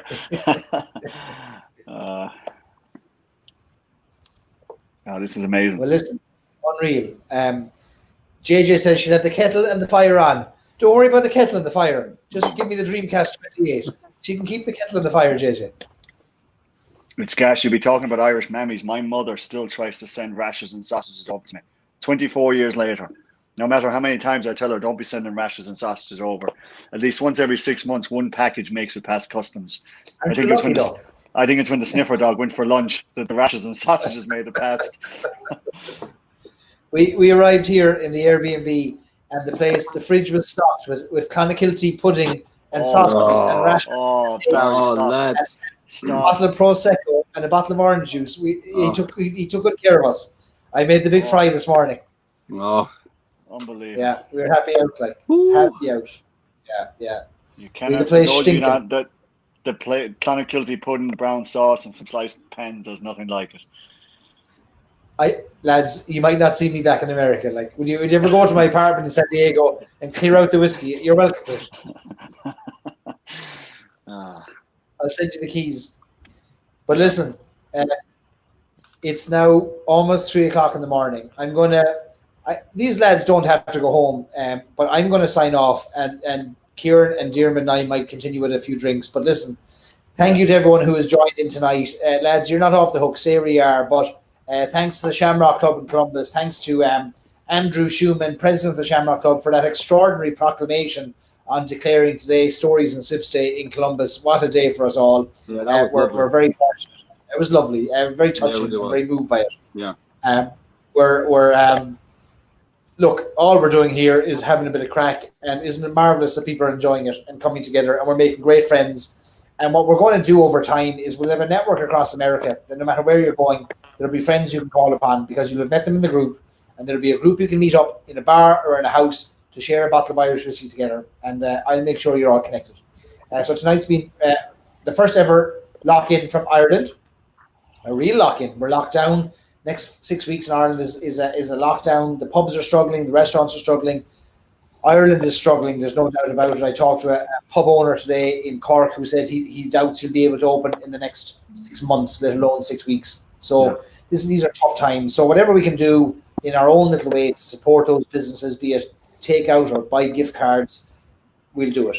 And they've supported what we're doing for long enough, so we'll try and support them. So look, from me here in the lock-in and from West Cork and Skibbereen, good night to all of you. Thanks so much for joining in. These lock-ins aren't going away. I'll be here again next Friday, and I'll see you during the week. Next Wednesday, we'll have a great podcast with the founder of irishmalts.com, one of the fastest growing retailers online of Irish whiskey, John O'Donovan, a Cork man and a buddy of mine who started Irish Malts in 2018, will join us for a podcast interview. So stay tuned to storiesandsIps.com for that. And until then, I'll say a sláinte to the rest of you. Thanks for joining me. I hope you like my fire. I got another 2 hours in it. I'll see you soon, and thanks for joining in. Sláinte, everybody. Sláinte. Sláinte.